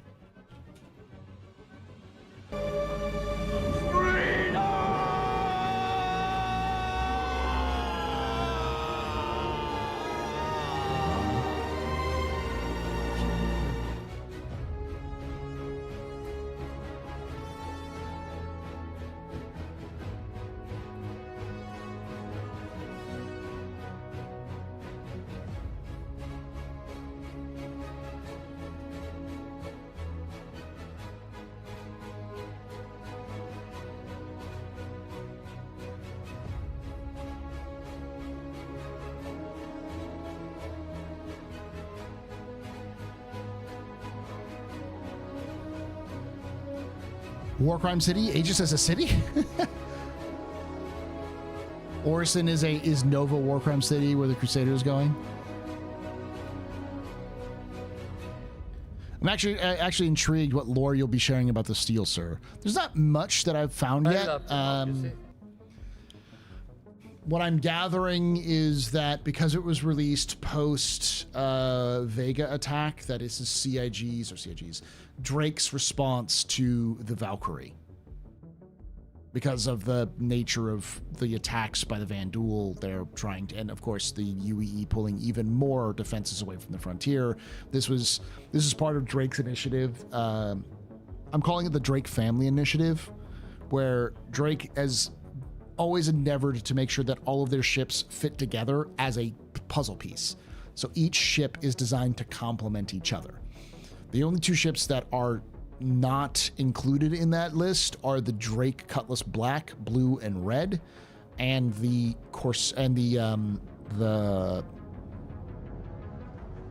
Caterpillar, because they were designed independently. And then after the Caterpillar, they developed the Dragonfly, which was designed to function with both of them. Then the Buccaneer, which is designed to function with both of them. And since then, they basically have designed every one of their ships to fill in a hole somewhere that is needed in the market, but also that, synergizes with the other ships that they make, so that all you need to buy is Drake, and you've got yourself an entire fleet that does everything you need it to do.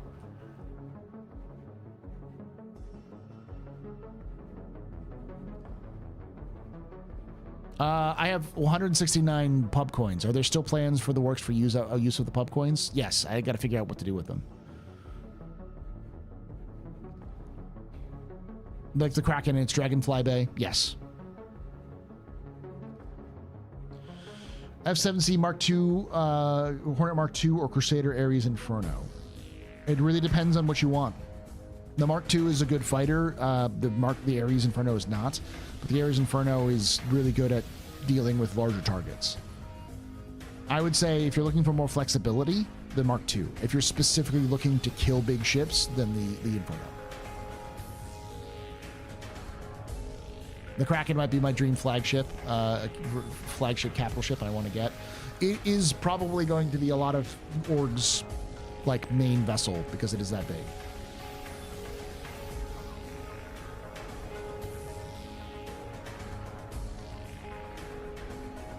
In pure Drake fashion, it's literally just a retooled Cutlass. Yep. F7C should be able to swap the pod out as well to get additional functionality. Yeah, it has a little bit more flexibility to it.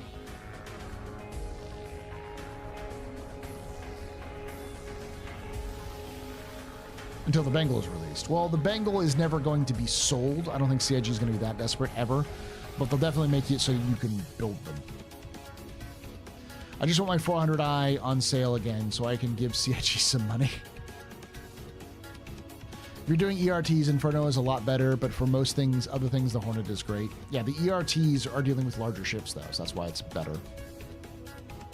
Hoping to use the F7C R2's Rotodome on the FA2.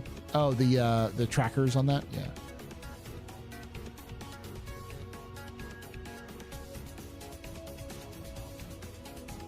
Question, do you think the Reclaimer will eventually be able to craft items like the Vulture, for example?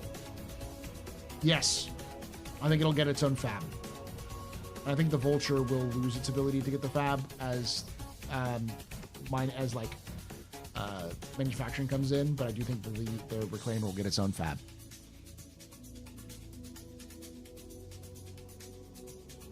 Because they're moving away from the idea of being able to build something directly out of the the extruder.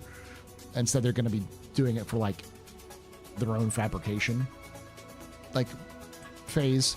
So I can definitely see the Reclaimer gaining a fabrication. It already does craft the Vulture does at the moment, if I recall correctly. Okay, so it already does that. I think the idea was more beyond just your basic stuff.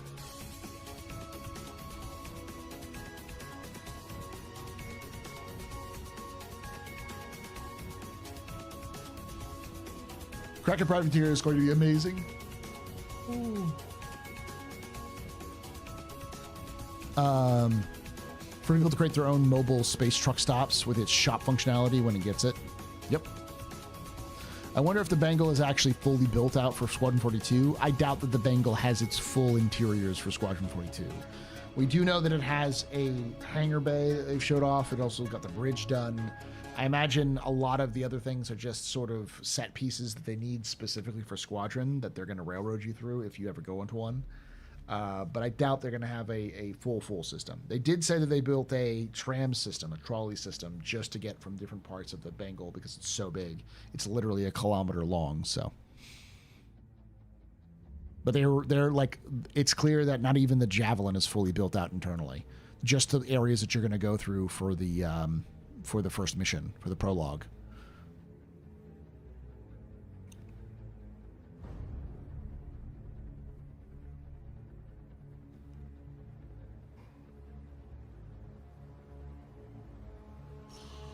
Ooh, sorry, I'm going to be yawning a lot because I haven't been getting a lot of sleep.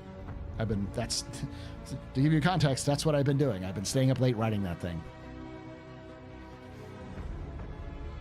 My goal is probably to end this a little early comparatively because we don't really have a lot of other things to talk to other than about IAE. If you have any questions about IAE, feel free to hit them out there. I do like the IAE format, that it's evolving. One of the big things I'm looking forward to is definitely the like missions that they're building, like the starter guide or whatever they're doing. Hey, Kuipen. Let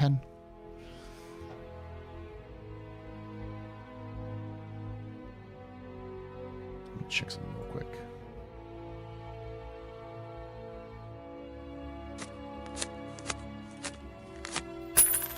Hey, Escape. Escape, super chatted $9.99. To any sick Daves listening, I demand an Esperia Talon Shrike MK2.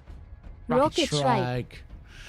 I think giving the Talon the ability to put in rocket pods would be a good idea in general. But yeah.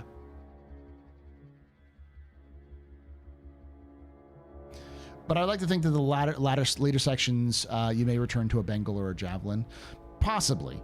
But I don't think you're going to have full reign of those ships like you do the Idris.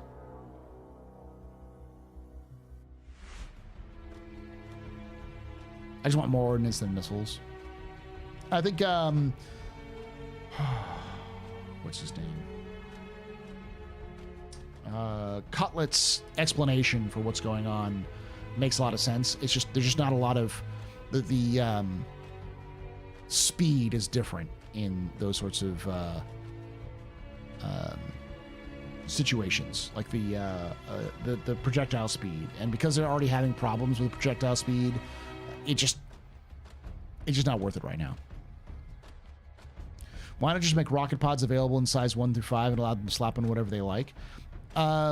Because they just are either entirely broken or completely useless. CIG has to go through and actually fix some of the problems with rockets, because right now the way that you use them is to go right in front of somebody and then just spam them, so they become incredibly powerful. If they're powerful, they become incredibly overpowered.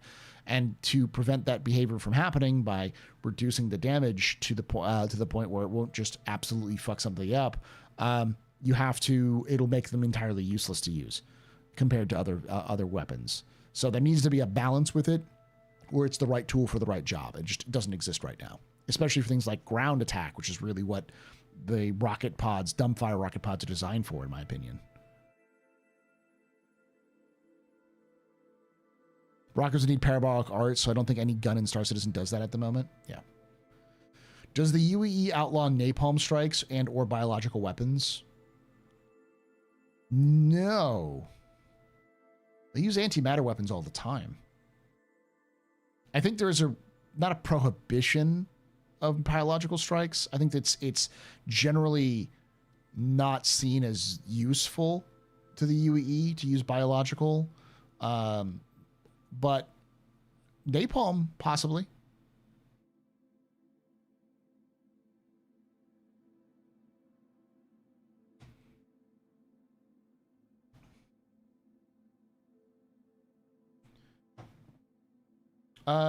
In your opinion, you think they'll ever make a Nova's energy missile? Make the Nova's energy missiles. Oh, are you talking about the missiles that were on the Tonk? Were they supposed to be energy missiles?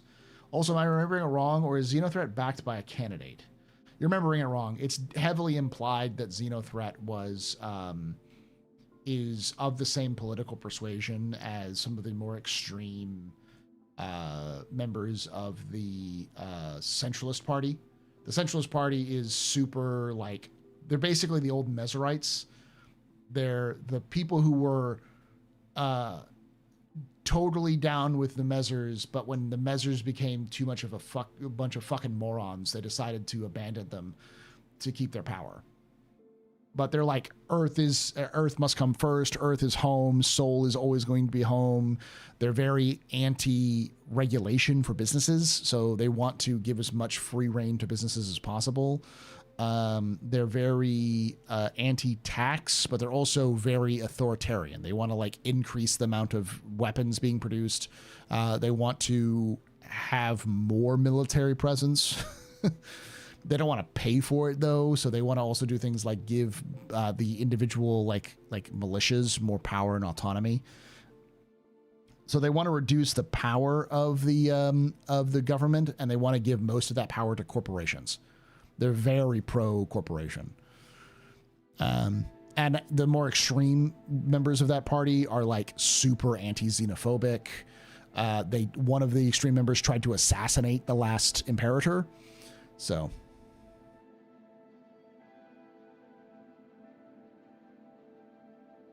I mentioned on Blue Sky that I wanted to do a video on the political parties of Star Citizen, and I'm like, that would do awful.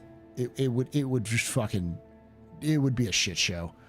Because A, people don't like politics in general, and B, nobody's gonna like the politics of Star Citizen. Because it's based on actual, like, real life politics. Hey, a tip! Canto, super chatted $10. Thanks for the info. Love your law wits. Have a great night, laughing face. Hey, thank you, Canto, for that $10.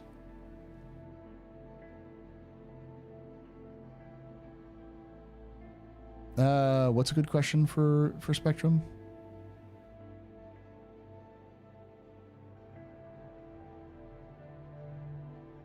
What do you mean? What do you mean a good question for Spectrum there, Ghost?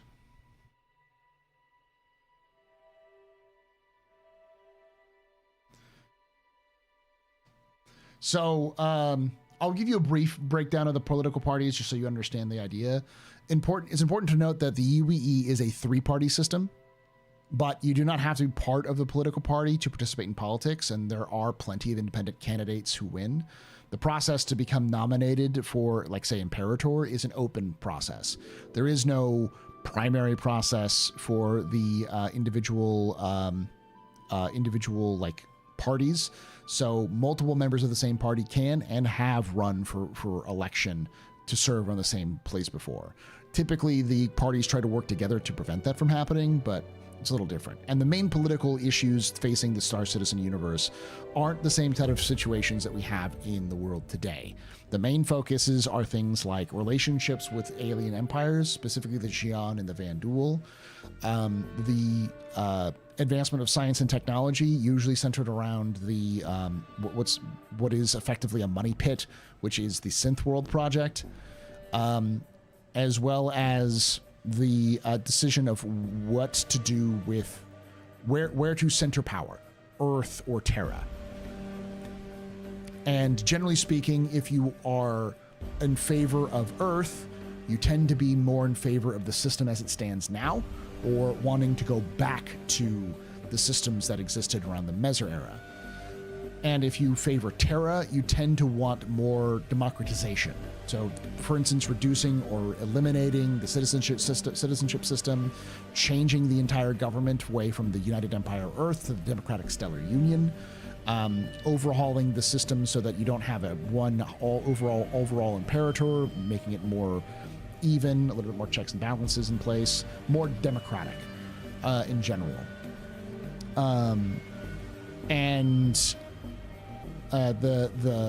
So the main sort of issues stem from who is going to be the center fulcrum of power.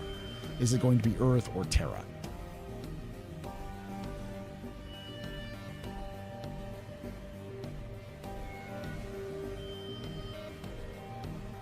That's a good lore question. Oh, the biological chemical strikes might be a good lore question. Yeah. They don't mention them a lot because I imagine they probably tried biological strikes with the Vanduul, but you have this problem where if you hit a Vanduul target with biological weapons, you've now salted the Earth where you can't use those weapons, because I imagine anything that's going to affect the Vanduul is probably going to affect humanity or other creatures as well. So.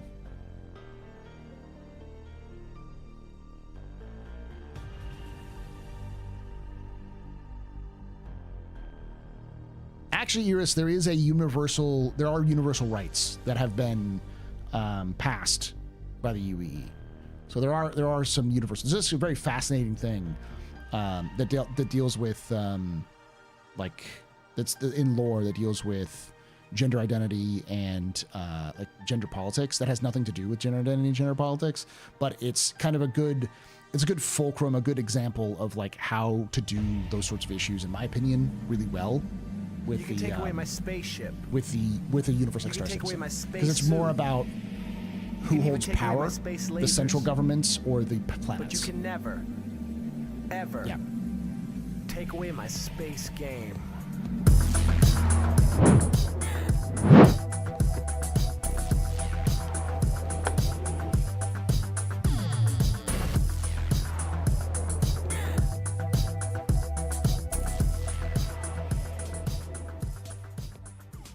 Draft_ just resubscribed for 17 months. I can't wait to watch the live service get executed tomorrow. #blame Paul.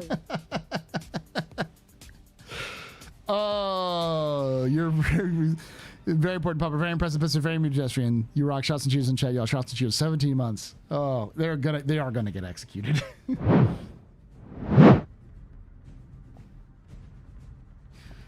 But basically, that sort of issue came up because of a completely separate issue where a local representative or a local sheriff in, I want to say, the Croshaw system was basically not recognizing the authority of the UNE, and was a former anti-unification advocate.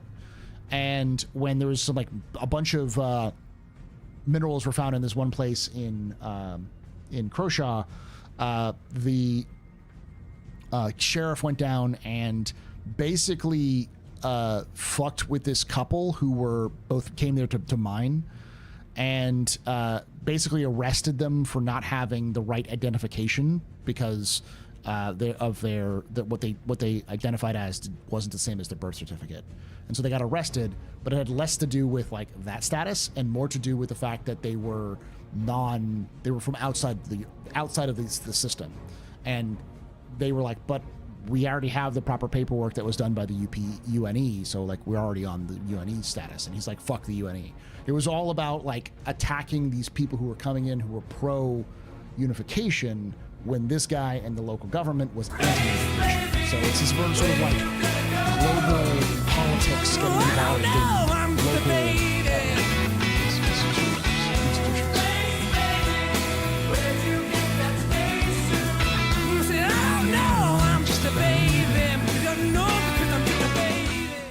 Shogi_HR just had a space baby. Dark night, dark night, dark night, dark night. Thank you so much, Shogi, for that 9 months of support. You're a very important pupper, very impressive, very pedestrian. You rock. Shots and cheers in chat, y'all. Shots and cheers. This is fairly new lore, by the way. It only came out this year. In terms of, it's called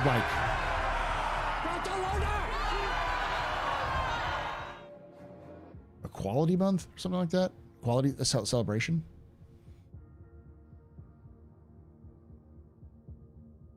Too loud. I'll have to go back and fix it at some point. But now you're awake there, Sembroski.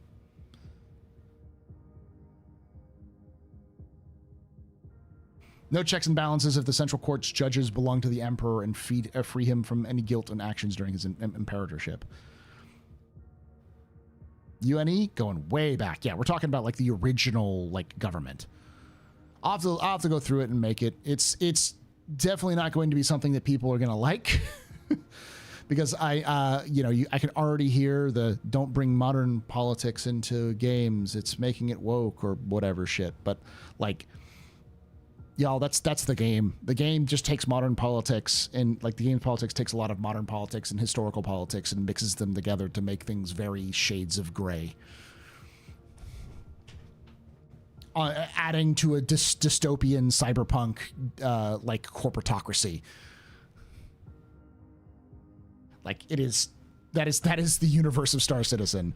It is like the most like rainbow capitalist you can be.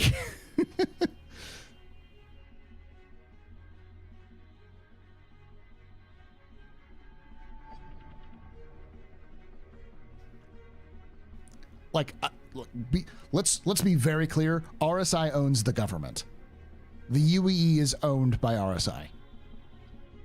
If RSI decided to just like fuck over the UAE would come to a grinding halt.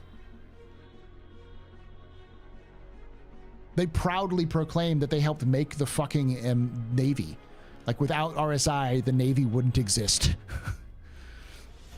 Shubin too. Shubin is like they call it, in lore, they call it the Secret Empire. Shubin is called the Secret Empire because it is, or the Shadow Empire, because it is also one of those things where if they fucked up, everyone is dead.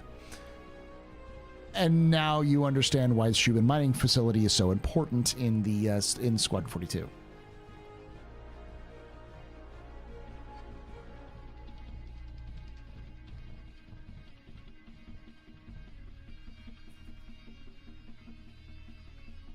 Why did RSI not buy a planet in Stanton? Because they didn't need to. RSI has the biggest Lagrange point on Earth. Or the Earth's biggest Lagrange point. Its most important Lagrange point. It has a gigantic fucking station. Like, fucking enormous station. That's where they build all their capital ships. Like, all of the, they prototyped the Bengal there, but, like, Bengals are produced there outside of... It's the only place outside of Killian where you can produce Bengals. They are absolutely massive. They basically created a second moon around Earth. I think it's L2. It might be L1. It's one of, but it's, I think it's L2.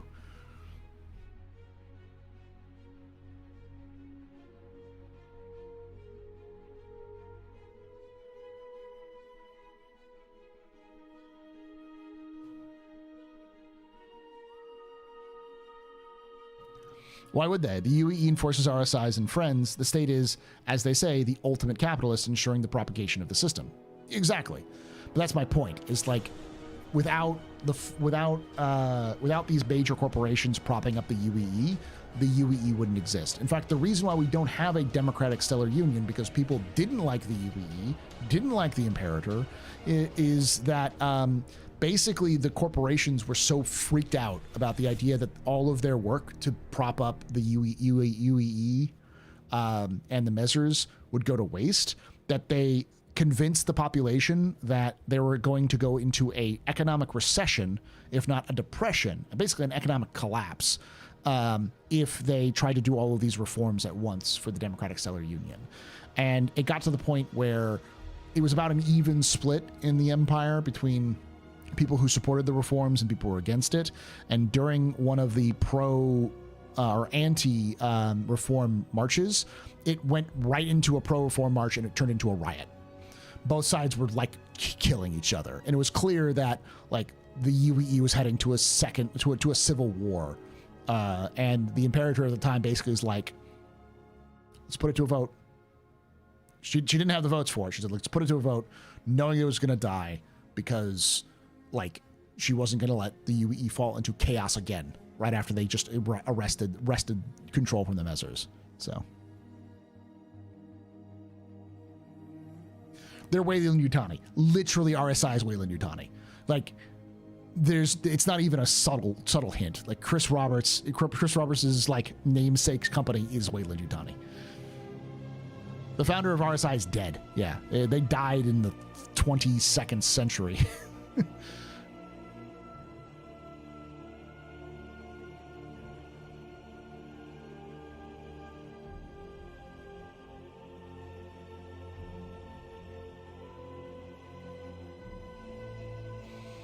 No, it's too real. Well, I mean, that's the thing. Like, these are sort of the things that I would want to talk about in the political parties and the political system of the UEE so people can understand the context of what's going on in the universe. And I think when the main story of Star Citizen kicks up about Earth versus Terra, this sort of thing's going to matter a lot more. But also, people are going to get mad because they'll associate it with whatever modern, you know, or their own personal political beliefs, which means that CIG did a good job. Because what CIG is trying to do is weave a narrative that connects home enough to players that they will actually connect with one of these parties in a way, or these beliefs in a way that resonates with their own personal beliefs, without it feeling like they're preaching to them. Because that's what Dave Haddock basically told me when we did an interview, when the Lord Citizen did an interview with him. He basically said, my job is not to send a message. I do not want to have a message that I'm going to talk down to the players. My job is to create a universe that feels real, and it's going to have elements of reality no matter what you are, so that people can feel like they're making a choice, even if it's not the right choice. No, Robert's family is not currently leading RSI. There's multiple people who've taken over since then. This isn't fucking, this isn't Hurston, man. Hurston has been family owned since the beginning, and it's never going to not be family owned.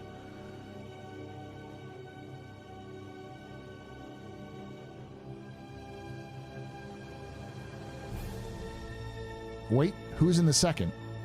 Who's the second? The second what? Do they own a majority equity or just completely gone? I'd imagine they're gone.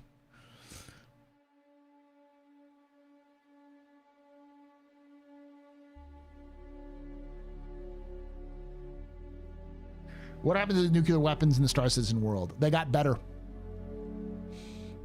Humanity doesn't really use nukes as much, because why use nukes when you have antimatter weaponry?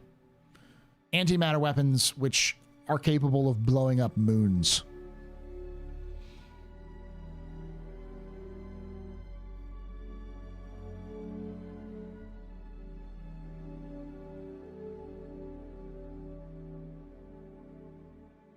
Counterpoint: if video games are art, then it is perfectly within the job description of writers to send a message. Yeah, no, I disagree with some of those takes. I see what he's trying to say, but in trying to say that there is no message that they're trying to send, they are also sending a message accidentally, if anything. How do we marry into Hurstons? Find a Hurston, seduce them, and marry them.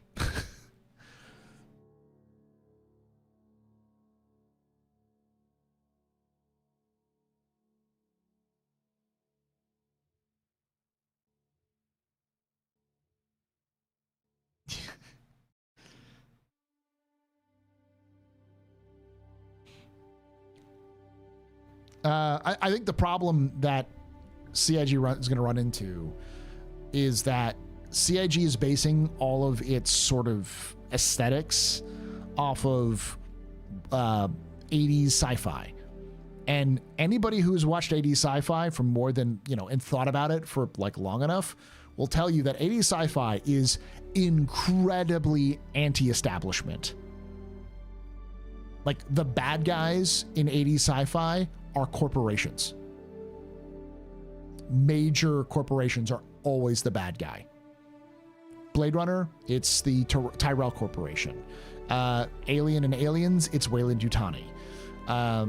RoboCop, I forget the name of the company, but it's the main company that creates RoboCop. Like, all 80s science fiction is anti corporate like themes. OCP, thank you. So because they're taking the aesthetics and some of the story elements from these stories, they're unintentionally or intentionally internalizing those anti-corporate messages, which will then come back out in the stories that they tell. On the consumer products, yeah.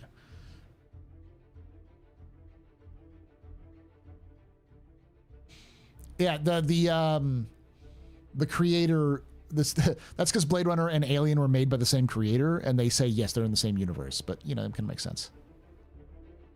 ICP, Insane Clown Posse? What? PCP? Total Recall's another one. Yeah, and that's a lot about like is that corporate or is that more government power?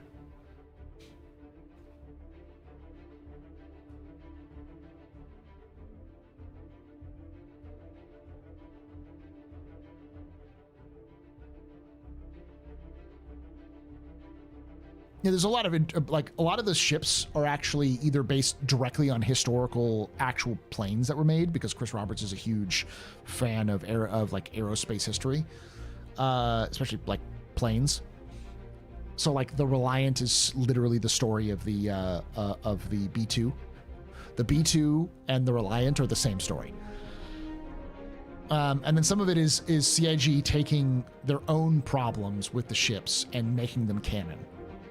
Like the Carrack was delayed in reality, and in game, as a result, in the universe as a result, it was delayed from its original release. It took so long, and eventually was released to the public, but it was delayed. But in order to hype up sales, they began doing these monthly reports, these sorts of like weekly updates on what the Carrack was doing, and this drove up a lot of excitement for a Carrack.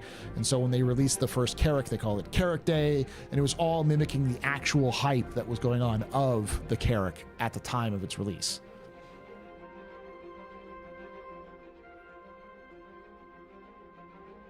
Boeing is Drake. Boeing is better than Drake. Or Drake's better than Boeing, I should say that.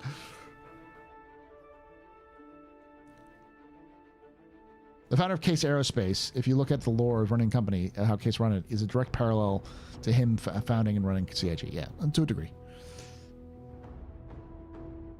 Does Starlancer still play the Aegis combat systems and turrets? Just got home. I don't know. I haven't checked it. We can remember for you wholesale. Yeah, that's the name of the short story. But like Dick, Philip K. Dick, that's his name, the writer. He was much less about politics and more about just doing a fuck ton of drugs. He was all about he did a lot of his stories are about the nature of consciousness and reality. What is reality? What is reality versus not reality? He consequently did a lot of acid. Good friends with Heinlein too. They did a lot of drugs together because you can tell when Heinlein started doing drugs. The moon is a heart, not moon is a heart spacious. Have spaceship will travel, have spacesuit will travel, and Stranger in a Strange Land are very man. Woo! That's a hell of a drug.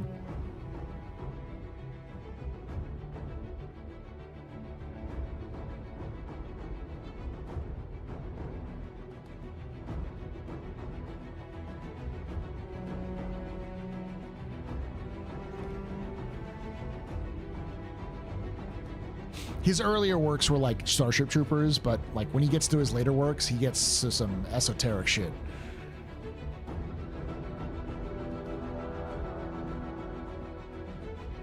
I'm hoping that you snag the Endeavor Master Set. At the very least, getting a $10 CCU upgrade to the from the Genesis to the Gemini to the Endeavor is a good idea, because it is. It's worth it. It's like $10 to secure a ship. That $350 is almost certainly going to be like triple that.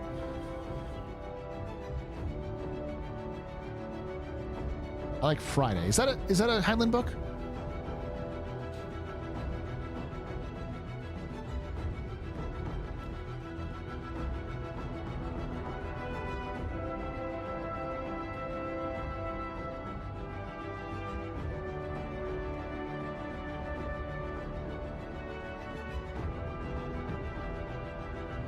Oh, he's talking about the movie Friday. I didn't know if there was an actual book called Friday as well.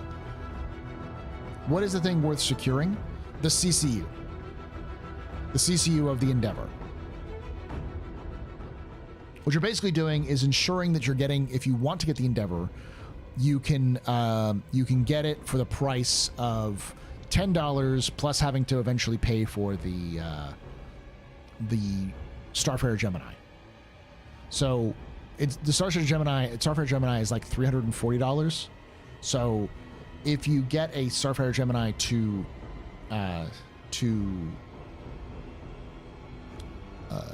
Endeavor CCU, the Gemini is not likely to go up in price.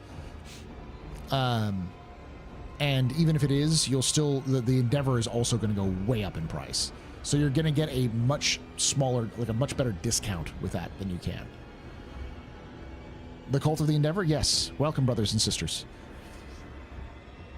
I have the standalone with the master set. I can outfit with them. I need to get a couple of them because the thing's going to go up in price big time.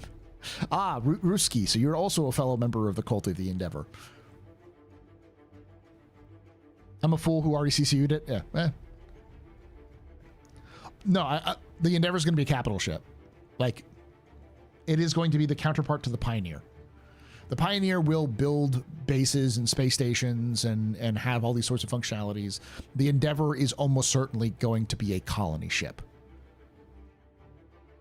I keep saying that because it does fit its aesthetics. It fits its role because it has all these different parts. It can be a medical ship. It can be like a farming ship. It can be a research vessel. It can be likely is going to be able to have its own fabrication module. It's going to have its own, it has its own like deep space radar. So it can have like long range communications and or scanning sensors to it.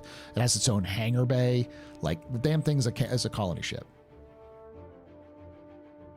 You can also be a science ship or a fab. I think the science ship's going to eventually morph into a fab.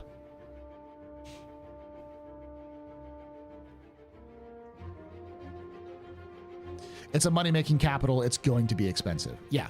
But locking it at its price, which is, I believe, $350 now, means you'll be able to get a ship for $350 or technically $340 that, because you already paid $10, that will almost be over $1,000, and it will make you money. Earning like the modules in game will make it even better, because like the modules will never be as expensive as the whole ship will be. It'll still be expensive and will probably require some like reputation to get them, but it won't be nearly as difficult as doing that. So if you're not willing to shell out like $800 for the complete set, just $10 is a good idea. Science gameplay at least makes sense now, crafting shit with better stats. Before it was Lamau.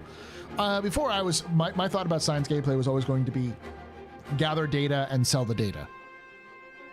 Now it's you use that data to improve your crafting. What ship is this? The Endeavor. Yeah. Can't it do like biodomes as well? It has the ability to put 4 biodomes on it. Yes. So you can like grow food.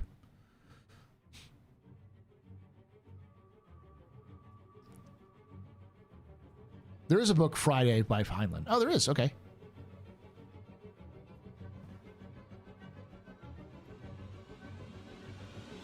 Do you think realistically NPCs will be able to walk on player ships? Yes. That's why they built all the ships the way they do. The reason why the Nova tank is like twice the size of a modern Abrams, which is already fucking huge for a tank, is because they need NPCs to be able to walk on and off of it without assistance. So.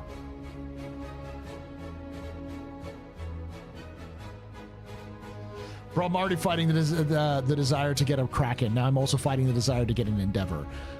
You don't actually have to because they're not limited, so you can pick one up. And like I said, if you get a CCU, a $10 upgrade token for it, you're basically locking in the Endeavor at its low price of $350. If you want to rant about tank design, go ask Atira. I mean, I think even he understands why it's so big. It's big because the nature of the game requires it to be big, not because it's actually like big. But also, modern tanks don't have, energy shields. If you could put an energy shield on a modern tank, but it had to double its size, I think people might take it because you can take like fucking point blank shots with that thing and still survive. One of us. Yes. Cult of the Endeavor. Always been a high priest of the Cult of the Endeavor. You know that. You converted me. converted you, wasn't it? Because I was the one who said this thing's going to get big. And you were like, what do you mean? And I said, it's going to be as big as a Bengal. And of course, CIG has definitively said, no, it's not going to be as big as a Bengal. But I was saying, like, to get all the functionality they want, it's going to have to grow. It's going to grow to probably, my guess is at least an Idris, if not longer. At least the Kraken, if not longer. Because it's supposed to, like, the Hope is supposed to be a hospital. Like, 50 beds. But it also needs, like, support for hospital stuff. It's basically take, like, a hospital in game right now and turn it into a ship. Those hospitals are fucking huge. There's no way you fit a hospital in an Endeavor without making that thing grow. And it also needs a hangar, which is supposed to hold 2 Cutlass Reds. Now that may change because, like, they've made smaller ambulances since then, but at least 1 Cutlass Red would be my understanding. So at the very least, because it needs to be able to hold that. So we're still talking about like a size 3 or size 4 landing pad, size 3 hangar on it. So it has to have its own medium hangar. Have you seen what hangars look like in game? They're big.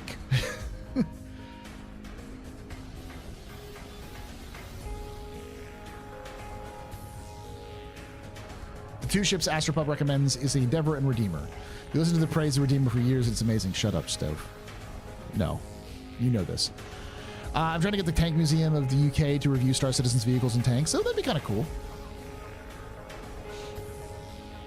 I'm still waiting for, I think when Squadron 42 comes out would be a good idea to sit down with, to have the arms master of the UK weapons museum, the guy who does those like reviews of video game weapons for, I think, Wired. That'd be cool. He'd be cool for him to do the weapons of Star Citizen, because it'd be pretty easy. Because a lot of the weapons in Star Citizen are literally copies or designed around actual weapons that exist. Like the P4 is a G36. It's a Heckler and Koch, an H&K G36. It has to hold an Apollo. Yeah, probably.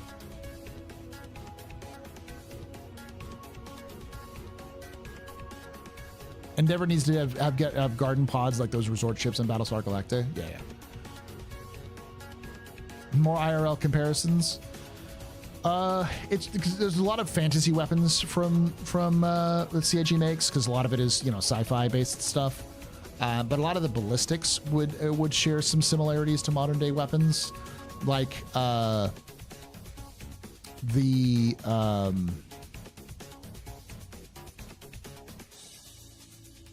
gosh. Well, there's an energy version, like a physical version, but I think the SMG, the Clausen Werner SMG. I forgot the name of it. I hate the damn thing. It looks very similar to something like a P5 and an MP5, or what is that? The Vector, I think is what it's called, right? The like super. It's made. I think it's made by the same company. Coda is a wheel pistol. It's a wheel gun. I still say it should shoot caseless ammunition. That is a sci-fi staple. Caseless, ammo-based revolvers. Just say it shoots caseless ammunition, and you're good. What weapon is the C-54 based off of? Okay, C-54. I think it's called the Vector submachine gun. Here we go. The Chris Vector.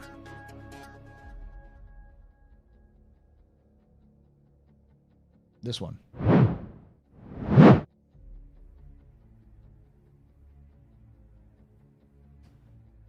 me pull up the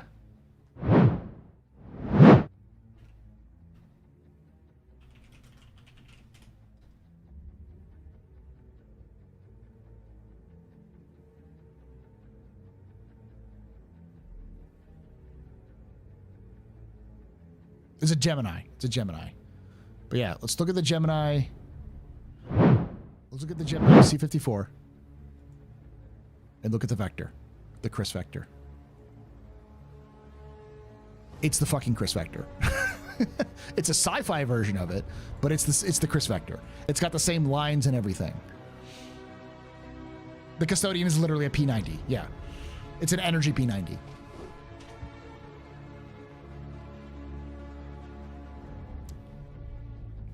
With the eventual implementation of roads, do you think we'll ever get wheeled vehicles more akin to the modern cars of today? I'd love to see non-flying future cars in Star Citizen. Possibly. There is a bunch of civilian vehicles that were said to have been made by Tumblr. Tumblr makes a lot of non-off-road basic civilian vehicles, so possibly. Yeah, it's just got greebles onto it.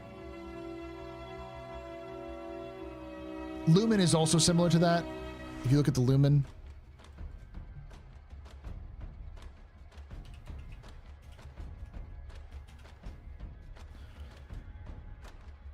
So if you look at the Lumen SMG. So this is the Vector and this is the Lumen. You can see that they also share similar lines to the Vector. The Vector has got such that classic look to it. It's super popular. And then the actual comparisons I would make.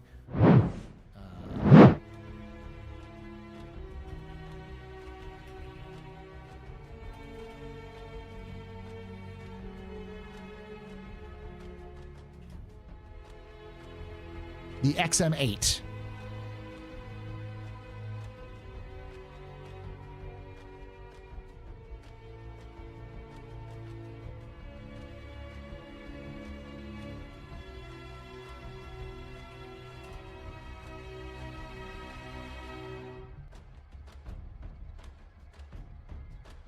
So,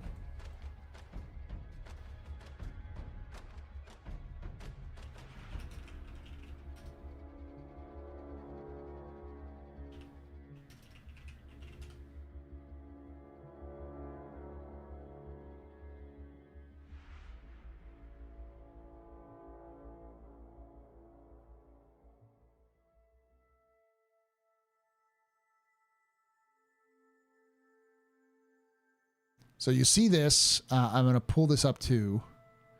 So for those of you who are not familiar with the XM8, this was the weapon that was supposed to replace the M16 and the M4 in the mid-2000s. It was created by Heckler & Koch, H&K. And the idea was that it could basically be broken down and be turned into multiple different versions of itself. It could be an assault rifle, it could be a carbine, a SMG or compact version, a sharpshooter, and an AR. So effectively, it was one gun that could be like Legos put together in different configurations to be better, to do multiple different things. It didn't actually work like that, but that was the plan behind it. And it went through a bunch of testing and stuff like that, but it never got approved. So this is the XM8. You can see how it breaks down into different parts, and it can be put together in different ways. I think it fires the same caliber bullet, but CIG literally said, cool, we'll do it ourselves. This is the P8 lineup. You've seen some of these already. We already know the P8 AR, and we also have the P8 P8SC. So they're all the same idea. They're all made with the same parts. There's actually a P8 SG, which is a shotgun variant, and I think the P8 SR is already in. We kind of have the P8 DMR because the P8 DMR is effectively the P8, a civilian version of the P8. P8 AR, a civilian version. More like SCAR, in my opinion. I guess it could be like the SCAR. Wasn't it also based off the G36? The P4 was based off the G36. The P8 is based off of, in my opinion, the basically Bearing is Heckler & Koch. It's H&K. I think I'm saying that right. Heckler & Koch. It's, yeah, H&K is Bearing. Bearing is H&K. That's their kind of comparisons.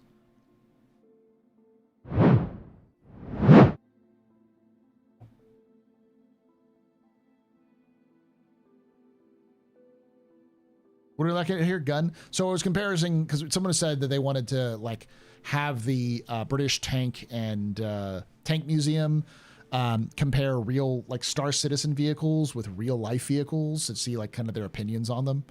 And I was like, well, there's a series on YouTube that I pick up every so often, which has the head docent or the lead, one of the major like historians who works for the British Armory. I want to say National Armory. It's their sort of like weapons. It's in London, I think, where you can go and you can see like all the different historical weapons. And they basically take video game weapons and then he shows off real world weapons, which are similar to the video game weapons. Royal Armories. Thank you. The British Armory. So I was saying that would be really interesting with Squadron 42 for them to do that. And so I was comparing them a lot. Like, for instance, the bearing is effectively Heckler and Koch because that's what the P4 was based off, was the G36. So if the G36 is if the P4 is the G36, then the P8 is the X8, XM8. It's even in the fucking name, XM8 P8. CIG is bad at naming, and they're not subtle.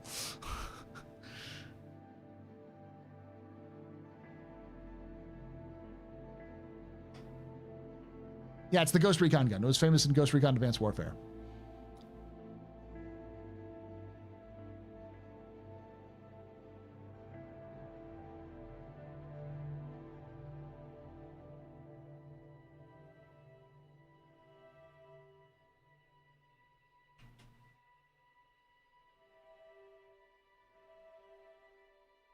US version of Strayer AUG 1?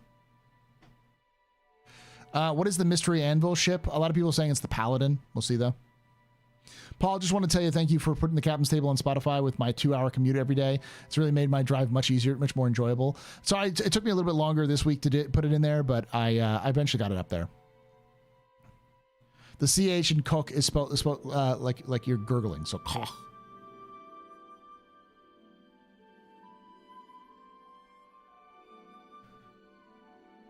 I know it's like Heckler and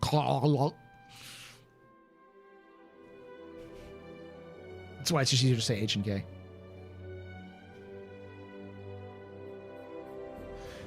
XM8 and G36 are fundamentally the same gun. I wouldn't be surprised. And I wouldn't be surprised if the P4 and the P8 are fundamentally the same guns. Heckler and Klingon. What a point to join. I'm just making fun of a gun manufacturer, that's all. The S38 pistol looks like the IRL HK P30 or VP9, straight out of John Wick. CIG looks at real-world references. So a lot of the weapons that you see in Star Citizen are sci-fi'd up versions of real-world weapons. Similar and very much the same, I should say, as what you see with Star Wars. Like most of the weapons of Star Wars were literal weapons, like usually surplus World War II weapons that they glued shit onto. They glued greebles onto to make them look more sci-fi-y.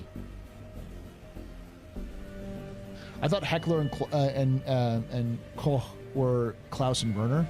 That's the name, but remember the G36, the bearing is Colt in terms of like its design. It's like Colt or Fabrique Nationale, but it's not actually. But in like visual language, it steals more from H&K. But Klaus and Werner is literally stealing the name from Heckler and Koch, K&W. But it's more. I would say its design is more like. It's kind of all over the place. That's what I always said. Heckler and Koch.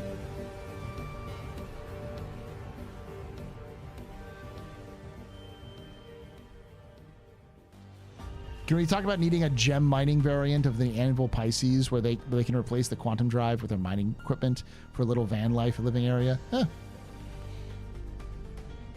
Yes, it's the best gun in the game. The P90 is the custodian. The best.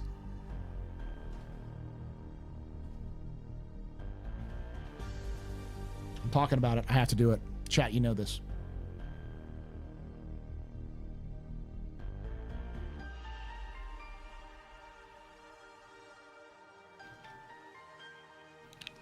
The best goddamn freedom-loving motherfucking gun manufacturer in the entirety of the UAE.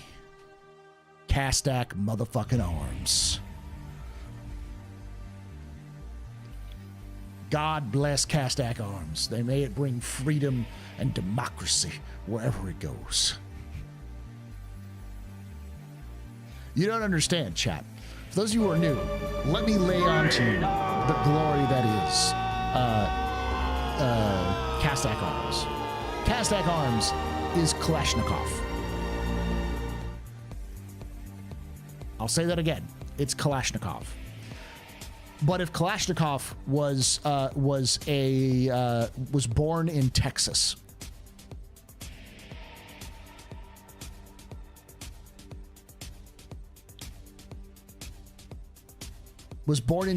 to an oil magnate and wanted to make guns.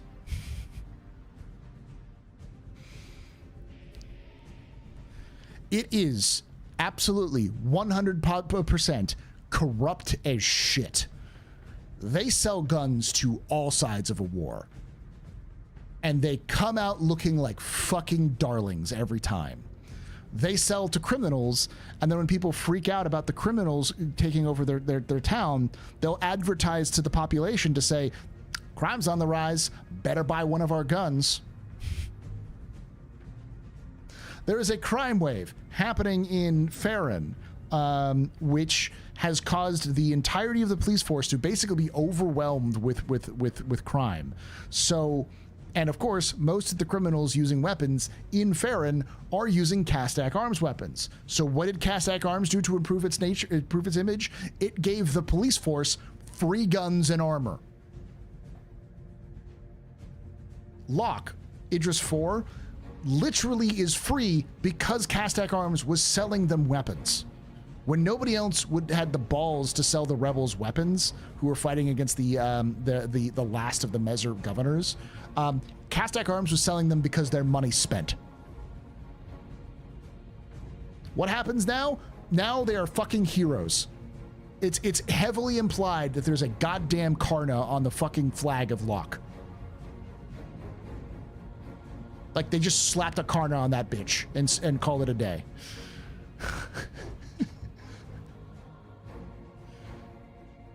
When they got called before the Senate and said, why are you selling the criminals? They sat up and said the most American response, saying, I'm sorry, are you not okay with people defending themselves? We are selling defensive munitions. People have a right to defend themselves, and we are giving them the service they need. Are you wanting dangerous criminals to run around? You're the reason why crime's happening, because you can't stop it. We're just selling a product that the people need to defend themselves. Fuck you, freedom. And walked out. And they went out like fucking bandits. They are absolutely untouchable, and I love them.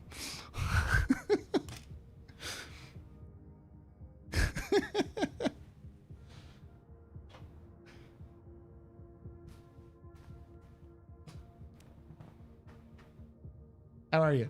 The Drake of Guns? Basically, yeah. Good Lord, I walk away for a few minutes, come back with a hat and glasses. I knew Castac was the topic. It's the costume I have to wear.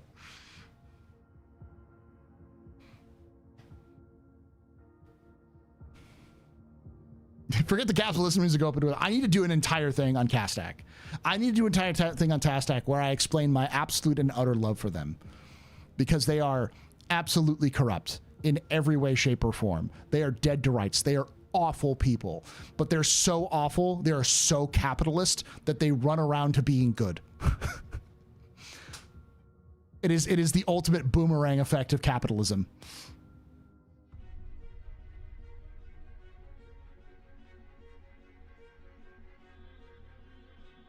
Let me see if I can find it.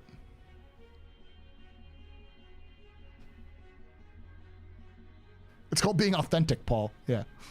Call it a love letter to freedom.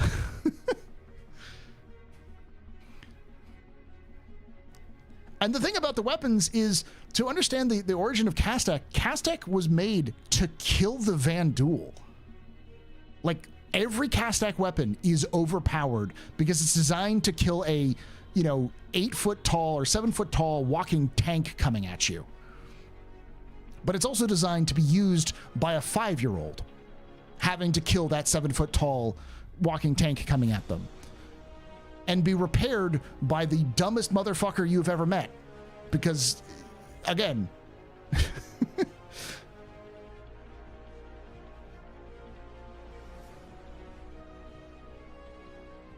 so financially corrupt they cannot be morally corrupt. That's one hell of a dream they're selling. That's what they were founded as a government company. They were founded as a arms manufacturer for the Vega system. After the fall of Virgil, they needed something to defend themselves because they knew they were going to be on the Vanduul list. They knew that the UEE was fucking useless and wasn't going to help them. So a bunch of the local businesses came together and founded Castak Arms under the ownership of the local government.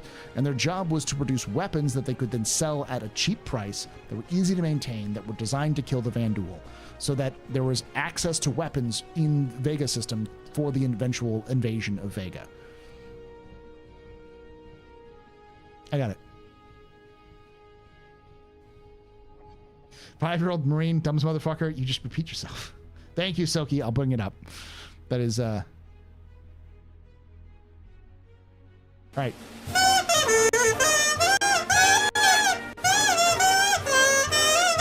Okay, it's just not wanting me to pause.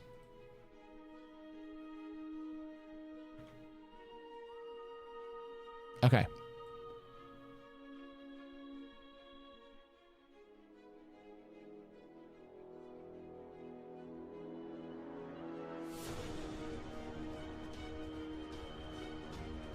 All right. All rise for the Castak national anthem. Castak corporate anthem. These are the official lyrics of it too. Oop. Turn turn the mute off.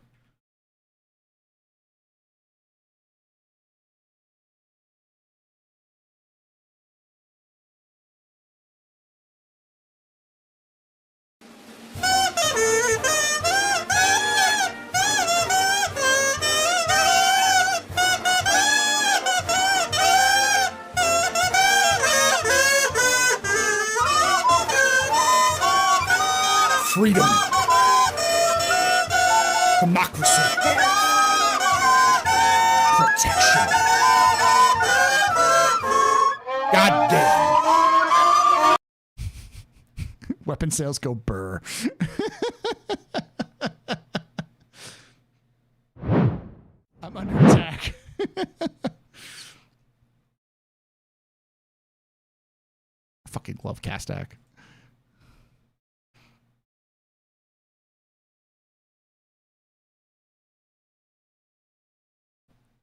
I love the Castak for the same reason why I love the Banu. They're like so lovable, but so fucking evil. But they're not evil. They're evil through just the kind of way like a toddler is evil, where they just literally have no concept of inhibitions. So they just sort of do and say shit that's some of the most heinous shit you've ever seen. But it's just you can't hate them because they're literally kids. Like the Banu are like that. They don't understand human culture. But they really are interested in helping you out. But man, will they sell your kidney on the black market in a second if you fuck around with them. But then they'll be like, cool, we're friends now. Neutral evil or lawful evil? Like, evil by accident.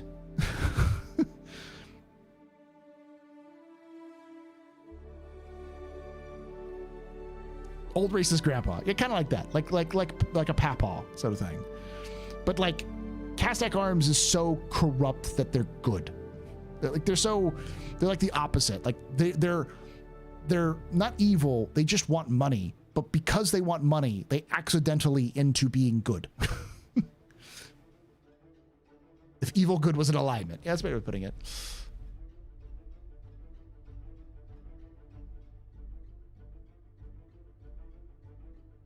Their corruption is corrupt. Exactly. They hang the flag. They have the first flag of Locke in their their headquarters that they fucking hang. Like, it's like hung in the foyer of their headquarters. And whenever like the media goes to talk with the executives at Castak, they're just like, we bring protection. We get the people what they wanted, and we give it at an affordable price. Like Bering will, you know, and Bering makes weapons that break. Klaus and Werner is so suck up with their own ass that they don't even give a shit about it. And you know, Gemini used to be cool, and then they got all fucking like what is that term?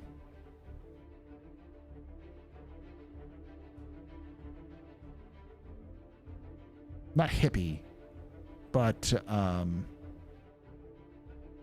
yuppie. They got super yuppie, and like fucking Trader Joe's ass motherfuckers. So like they used to be dirty, and now they're yuppies. And Klaus and Werner thinks they're too good for everybody, and Bering just makes garbage because they make weapons for the military. So they make weapons that intentionally break so they can sell more of them. Gemini, yeah.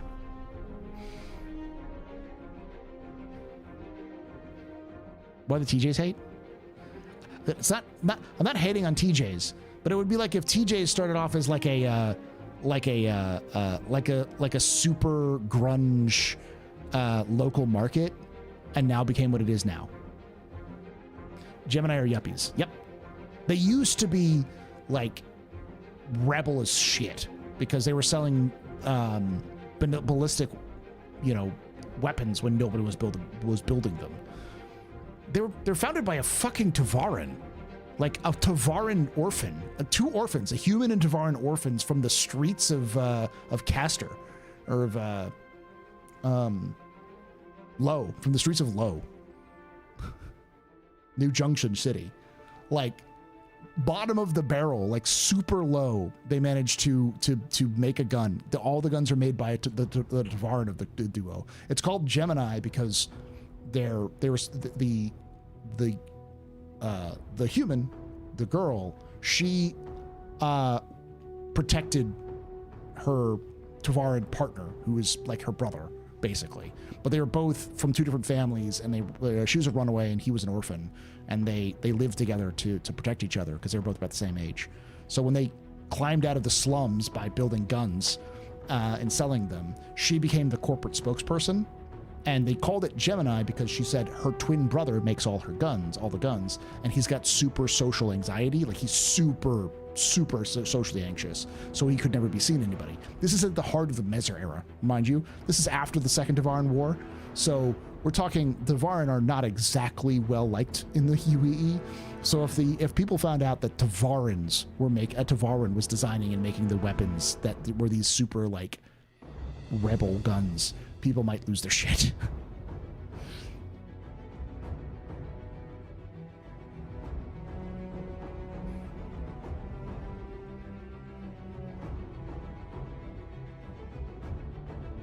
Is this why the Ares gun sucks 3/4 of the time? Yes, because it's made by Bering. That's the markings of a great movie. All of the stories in Star Citizen could be their own movies. They're very well like crafted in terms of stories and characters, and they're usually very short, like only a couple of pages long, to give you the basic idea.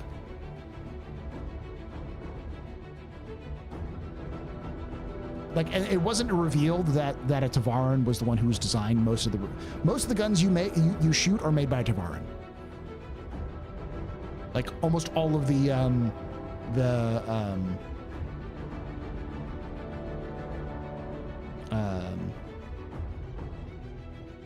all of the Gemini weapons were originally designed by the Tavaran. I have to look at his name, but Dreki, I have been begging for something. If they made a Castak Arms shirt, I would buy one, hands down. So how and when did they turn into a yuppie brand? Already a video there, Sembroski. I've already made a video on Gemini. It's already out. Basically, during the after the twins retired from the company and sold it off, they still ran things from like kind of as board members, But after the last Mezzer died, it was revealed, it was exposed that one of the founders of the Tevarin were like the beginning of the 29th century. And when that happened, the owners of Gemini were like, fuck, we are about to get so much blowback. But because it was on the heels of the anti-Mezzer revolution, people thought, oh, wow, so this is actually really cool now. Like, this is like a weapon made by an oppressed minority. And these are actually really well-regarded weapons. And so its sales went boop, right off the top of the bat, because like now it became a Tevarin weapon. So Tevarin began using it because it's like, fuck, it's one of our own people's weapons. We need to buy it, kind of thing. And so it went whoop, way up because people wanted to get their hands on them because it's like a piece of history now suddenly. It's the first like Tevarin manufactured weapon made for humans, sort of thing. And their profits went back up, they began to shift their market away from like sort of the everyman frontiersman towards the Terraite, you know, someone from Terra who wants to have a gun. So they became more of a luxury brand.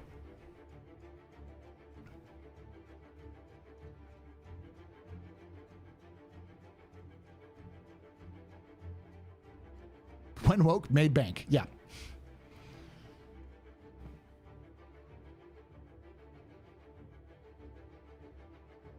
I'm a C35, 54 person. I do hear and accept your personal preference for the AO3, though. I like the story of Gemini. I like the background of Gemini. Fucking hate the guns. I am not a fan of those guns. What does yuppie mean? So yuppie is a term that's similar to hippie. I think it predates hippie. It might be something that happened after hippie. But it's effectively young, up-and-coming... like entrepreneur sort of thing. So a yuppie is somebody who is like not born high status, but jumps from low class to middle class. Young urban professional. Thank you. Young urban professional.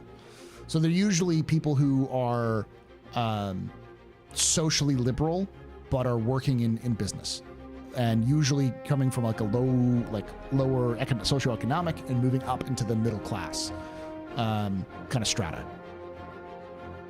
A person who drives a Tesla. Yeah, that'd be an example of a somebody who buys like a luxury apartment in a downtown area. Neoliberal, kind of like that. The kind of people who want to. Yeah, American Psycho is a good example of yuppie. Aspiring capital class. Somebody who would heavily invest in crypto and talk about it a lot. Roll neck sweater. Yeah. They turned into NIMBYs, yeah.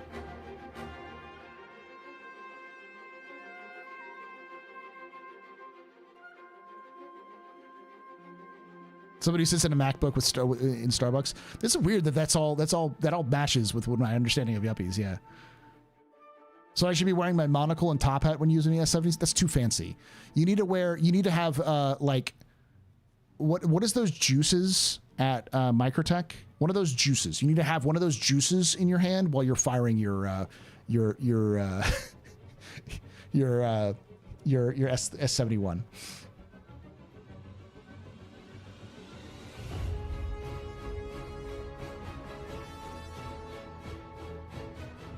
You just hurt me with the equating Gemini owners to Tesla owners. A soul detox smoothie? Yeah. It's something greens, yeah.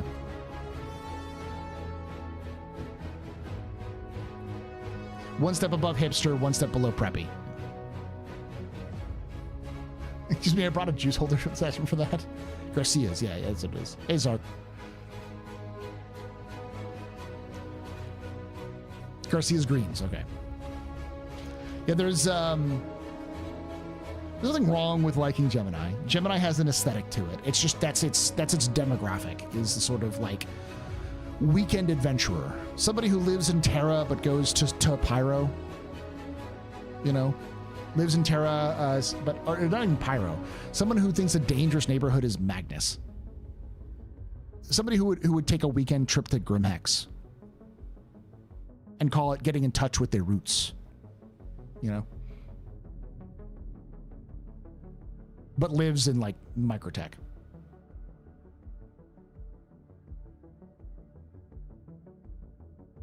Oh, well, you didn't equate Gemini with dirty Draco owners. Yes.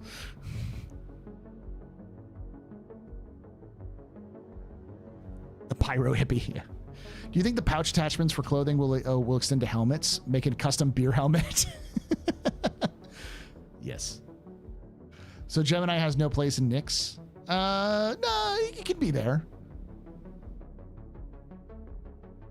Worth noting, that is absolutely our characters. We are rich as fuck. That is true. We are definitely yuppies in the universe. Comparatively, yes. Hello, my fellow rebels.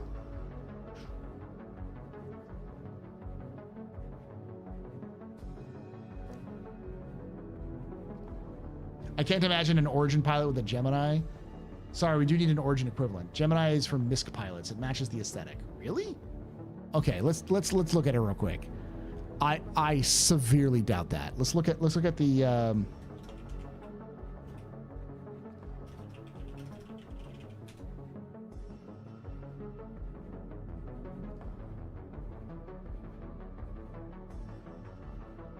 okay, here's Gemini. What's the big one? The F-55, right? The F-55? The F-55 was the first Gemini one that was actually made.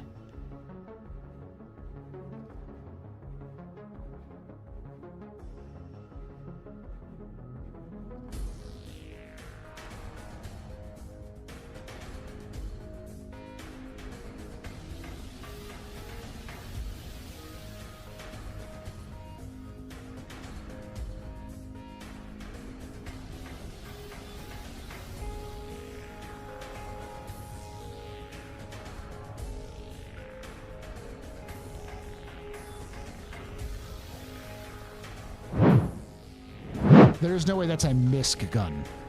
Look at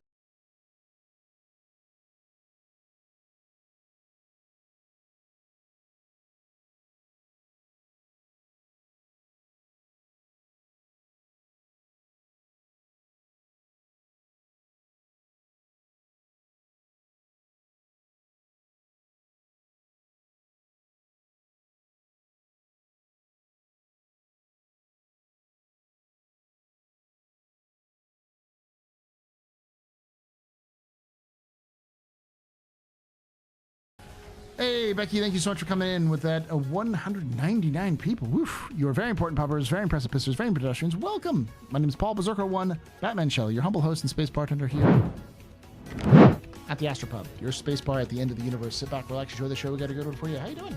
It's going good. We're talking about gun manufacturers and their lore, which Star Citizen has an insane amount of lore for even its weapon manufacturers. We're talking about other things as well, like the IAE and stuff like that. So, do you know what is the Berserker armor? I don't, but I must have it because it is my name.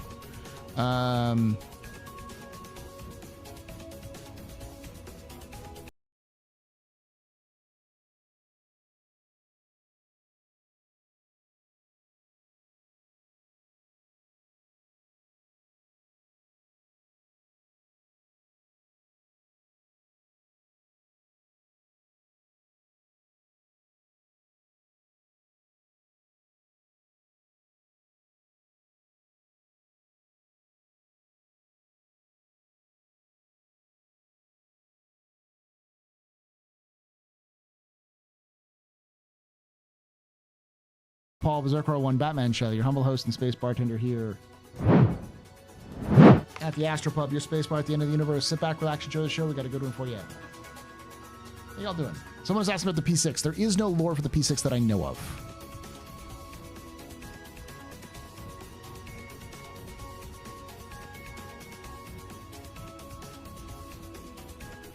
I magically have it, the helmet. Oh, nice.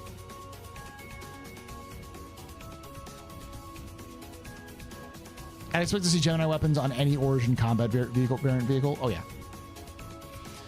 Would you expect us to get an RSI weapon since they're so old and do everything including armor already? No, our RSI really isn't into the weapons manufacturing. Even like the weapons that are on their ships are all like subcontracted. So my guess is that a lot of the RSI weapons, RSI stuff is going to be mostly focused on like clothing and spacesuits and stuff. They're more of a ship and accessory manufacturer rather than just weapons. Can you give us info on Apocalypse Arms? You want to hear about war crime? You want to hear about the war crime sticks?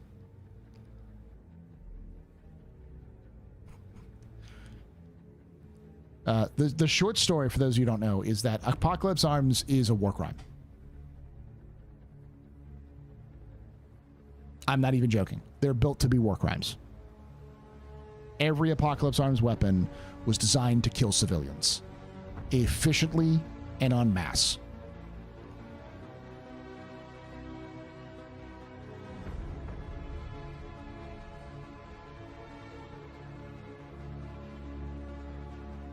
So, before the end of the Meser era, let me look this up real quickly because it's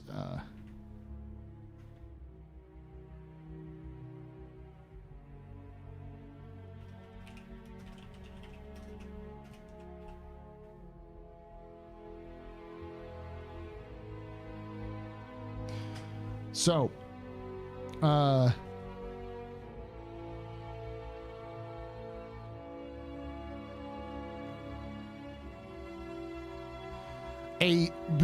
okay, so this starts in 2029, the early 30th century. A man by the name of Dalton Colbello was a weapons collector. So he's an antique weapons collector. His passion, his hobby is to collect old guns and old weapons and, you know, hoard them, which I understand.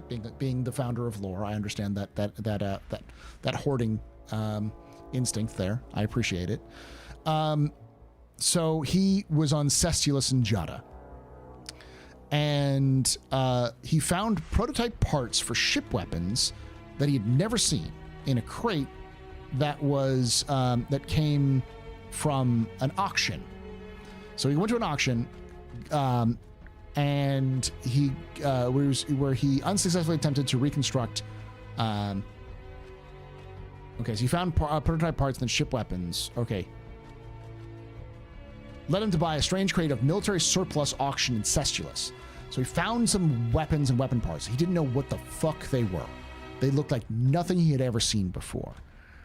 And he eventually managed to track down and found out that the crate had been in storage since 2792, when the Meser era fell, when Meser regime fell. So it had been put in storage the year that the Mesers fell. This is an over 100-year-old, an over 100-year-old crate. And he began to look through the trail and found that the crate had been stored or been sent to an address in Newcastle on Magnus.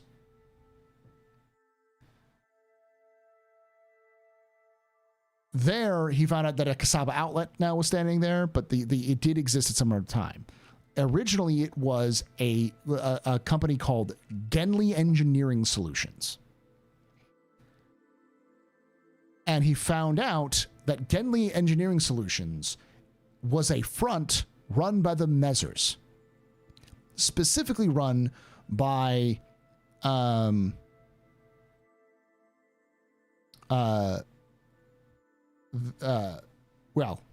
records were that Genly Engineering was renting the space.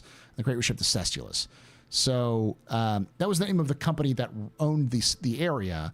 And the person who ran Genly Engineering Solutions was named Genly Maupin. Genly Maupin was the son of a woman named Juliet Maupin. And Juliet Maupin worked for Aegis Dynamics.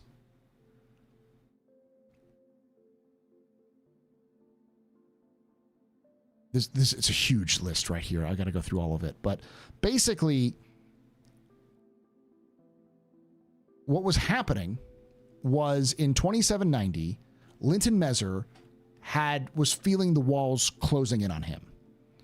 the Xi'an Cold War was happening. The Vandal was still becoming a problem with the death of Anthony Tanaka. There was a bunch of like revolutionaries, and so he basically said that he knew that he needed some sort of strategic advantage to defeat his enemies, especially the rebels. And so he needed bigger and better guns. So he turned to Maupin to help and funded her with money to build better weapons. These weapons were given the code name Genli Engineering Solutions in honor of Maupin's young son. And building off the work she had done at Aegis, Maupin developed prototypes for a ballistic Gatling gun and a mass driver, both of which were what he found in his crates that he discovered. They were specifically being shipped off to Killian for testing when the massacre of Garen II happened, so it was in transit when the anti-Mezzer revolution happened, so it was lost. And Juliet basically fucked off the second the revolution happened and being like, I was literally building weapons to kill people. Not people, to kill civilians. I am going to piece the fuck out. I don't exist anymore. Goodbye.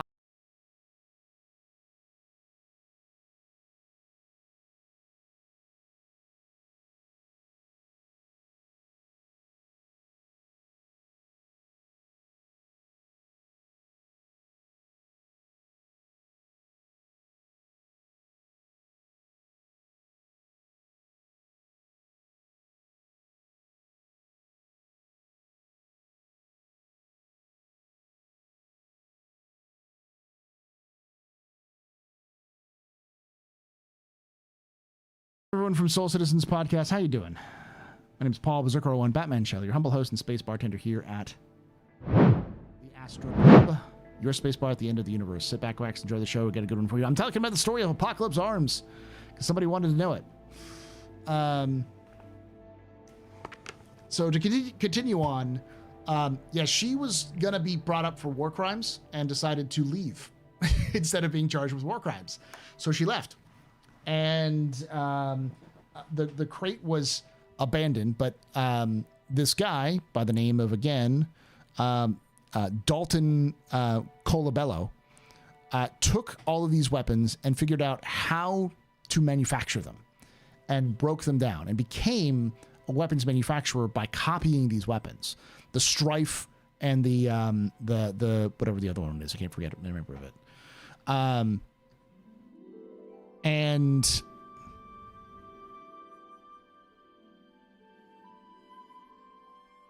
was it the Predator? No, the Revenant. The Revenant and the Strife.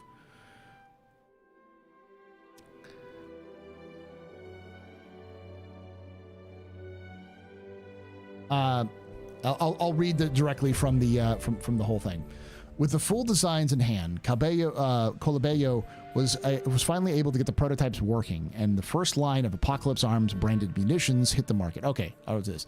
After the unraveling of the mission, Colabello knew what to do next. He purchased the original design documents from Maupin's great-granddaughter, sold his construction business, and poured his assets into launching Apocalypse Arms, a name inspired by the line in Maupin's journals that described her desire to build guns that could overcome any situation, even the apocalypse. So these are guns designed to stop the apocalypse. So he called it Apocalypse Arms. They hit the market in 2913. They're updated to take advantage of modern technology. Most of what Maupin had originally conceived over 100 years earlier remained untouched, especially the weapon's unique style and overpowering performance. In a bold move, Apocalypse Arms' integral sales campaign did not shy away from saying the weapons were built for the Mezzers. Basically, hey, we're building, these weapons were designed for the Mezzers for war crimes. Come buy war crimes. Do you want war crimes of your own? Come, take a war crime home. Show it off to your friends. Kill a bunch of civilians. Who knows what you need this war crime for?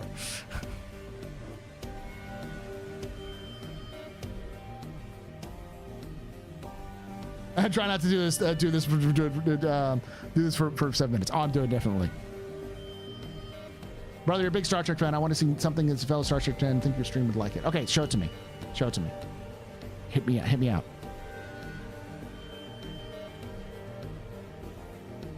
So Pyro's major favorite manufacturer. It's not a war crime the first time. Okay, okay.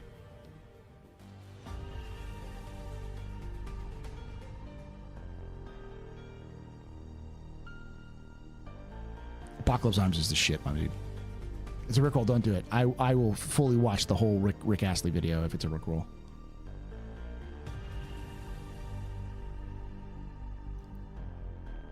Oh, by the way, someone mentioned Star Trek. You know what to do, chat. You know what to do. Hit me up with some Genesis.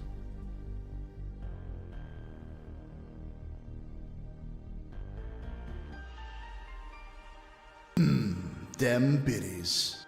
It's not a war crime if you're not at war. Instead, it is just sparkling murder. Okay, so this is called unification. It's 10 minutes.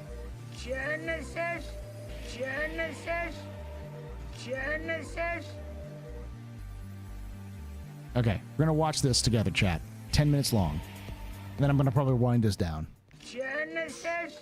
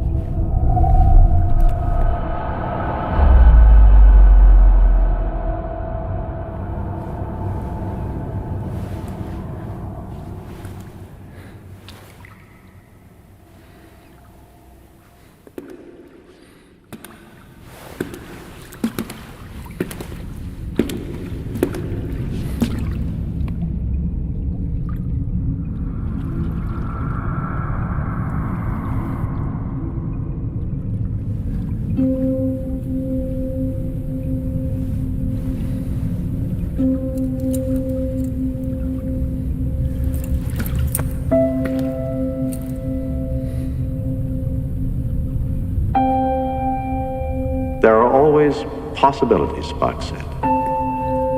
And if Genesis is indeed life from death, I must return to this place again.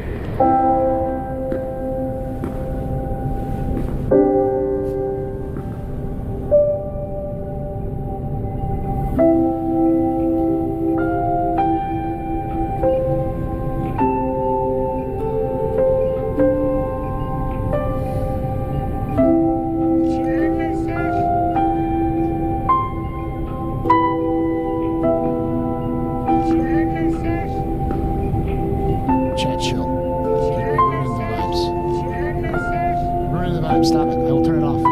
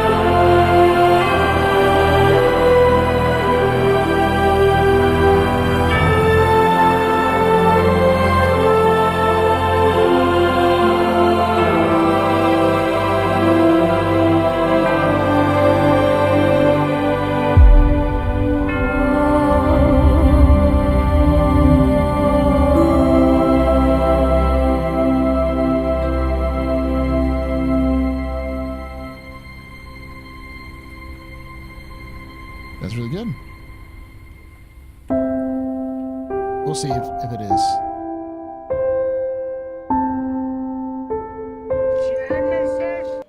So it's not AI generated.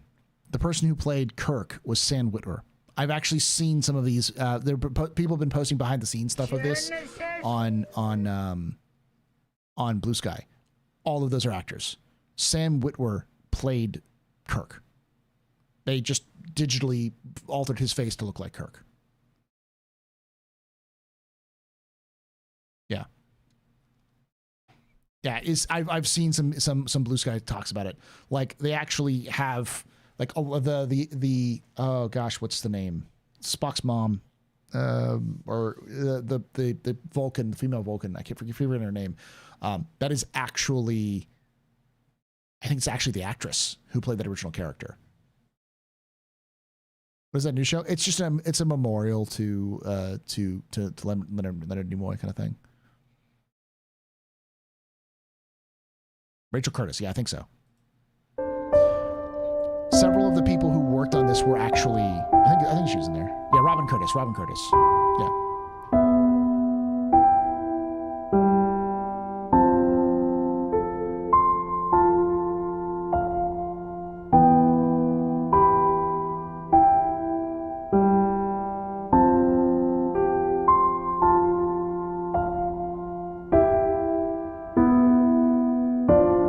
Yeah, it was produced by William Shatner.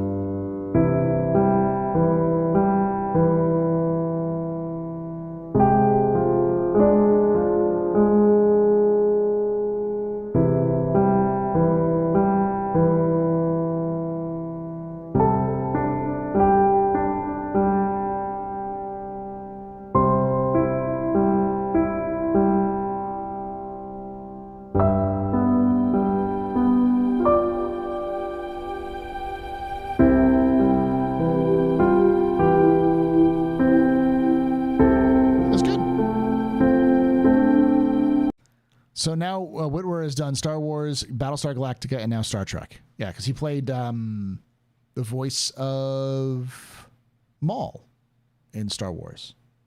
So Shatner voice acted Maul. No, Sam Witwer did.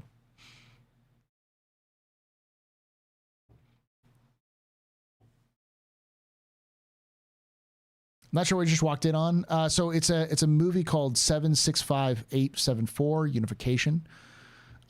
It's kind of about it's a memorial to Leonard Nimoy and kind of like a harken back to the old school Star Trek experience. So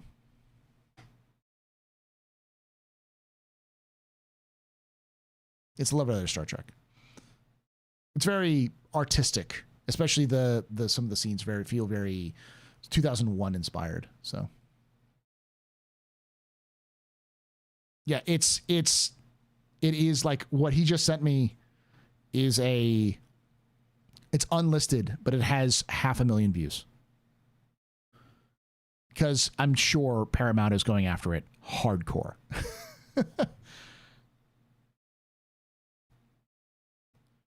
Generation's 30th anniversary is this year. Yeah, I'm sure that's the reason why it was coming out like that.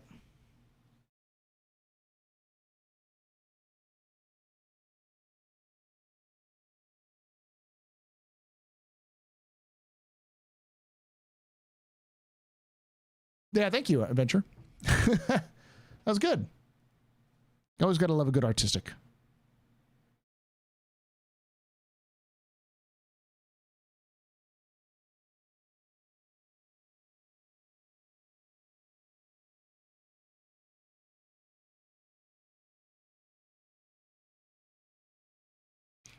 It says join with Otoy and William Shatner in celebrating 30th anniversary of 1994's Star Trek Generations, a very special experience exploring Star Trek history.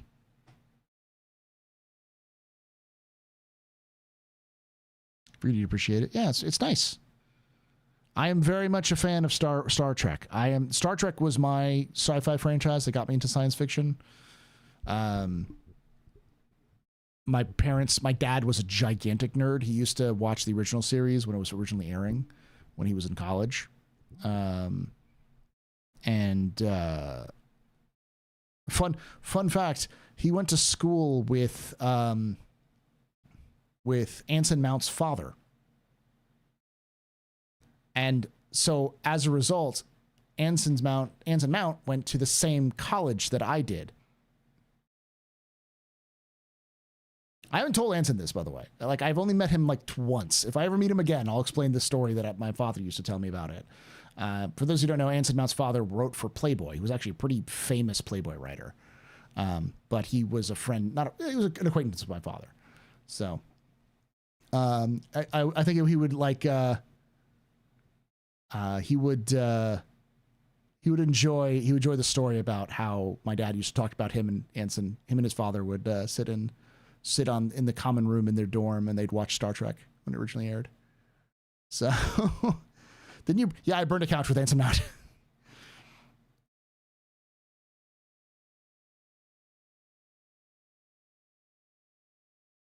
Fan theory, after the release of Squadron 42, Amazon will do a series on it if Star Citizen is successful after 1.0 and release of Squadron 42. Thoughts? I mean, eventually, I'm sure Chris would love that sort of thing, but yeah. I haven't really been a fan of Star Trek since Alex Kurtzman took over everything. I haven't really... I watched Discovery Season 1 and Season 2. I never got past Season 2. I do love Lower Decks. I've watched pretty much every season of Lower Decks. I watched the first season of Picard. It was okay, but it was kind of okay. I never watched Strange New Worlds, though, but I've heard that's good. Anson Mount is awesome. Such a good Pike. Yeah. My claim to fame is I burned a couch with him, but I went to the same theater program as Anson Mount.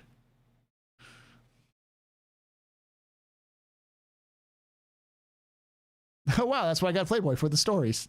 You say that, but like Playboy used to have some of the best reporting in like media, because they had literally no filter, because like it was a porn mag, like they could report on things that other like major media sources just wouldn't report on.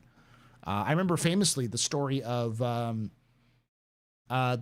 Philadelphia experiment was actually fully like debunked by the Playboy. They found the Elbridge, the USS Elbridge in that from that conspiracy theory. They found it because it was still around at the time. It was in like 70s or 80s, and they found it in the Italian Navy. So they discovered, like, they tracked it down to kind of find out what was going on. It was really cool. I haven't watched Foundation. Is that a Apple TV series? I do need to do that, you know. They wanted PB to find it.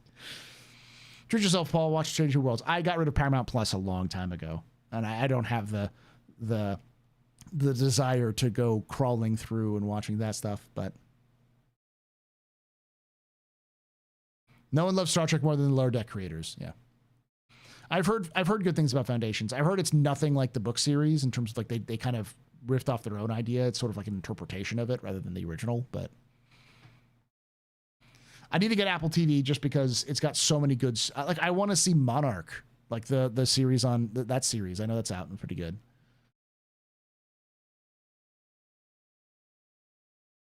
The Mounts and the Shelleys go way back. Ancient times.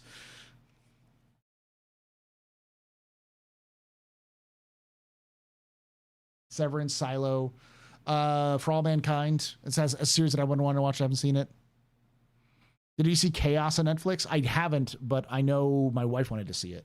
So I know it's been to be pulled, so I don't know.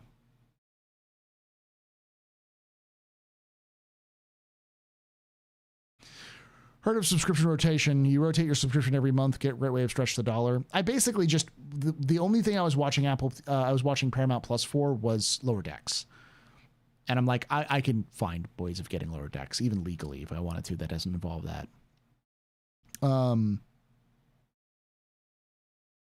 Ted Lasso, I've heard, is good too. Yeah, but like Apple TV's got a huge amount of like things that I apparently need to watch. So, what time does IAE start in U.S. time zones? I will go do one better. I will tell you the exact time it starts.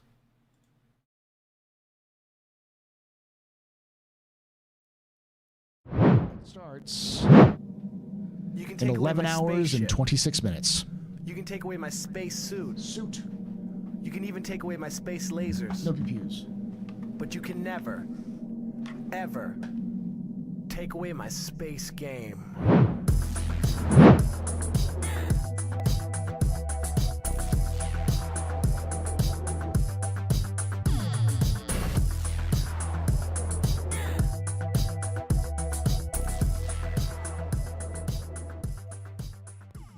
Citizen Dance just resubscribed for 3 months. Paul, watch Cows. It's fantastic. Thank you, Citizen Dance, for that 3 months. You're very important, Pupper, very impressive, Mr. Very pedestrian. This is your fault. The reason I'm drinking night. Shots and cheers in chat, y'all. Shots and cheers.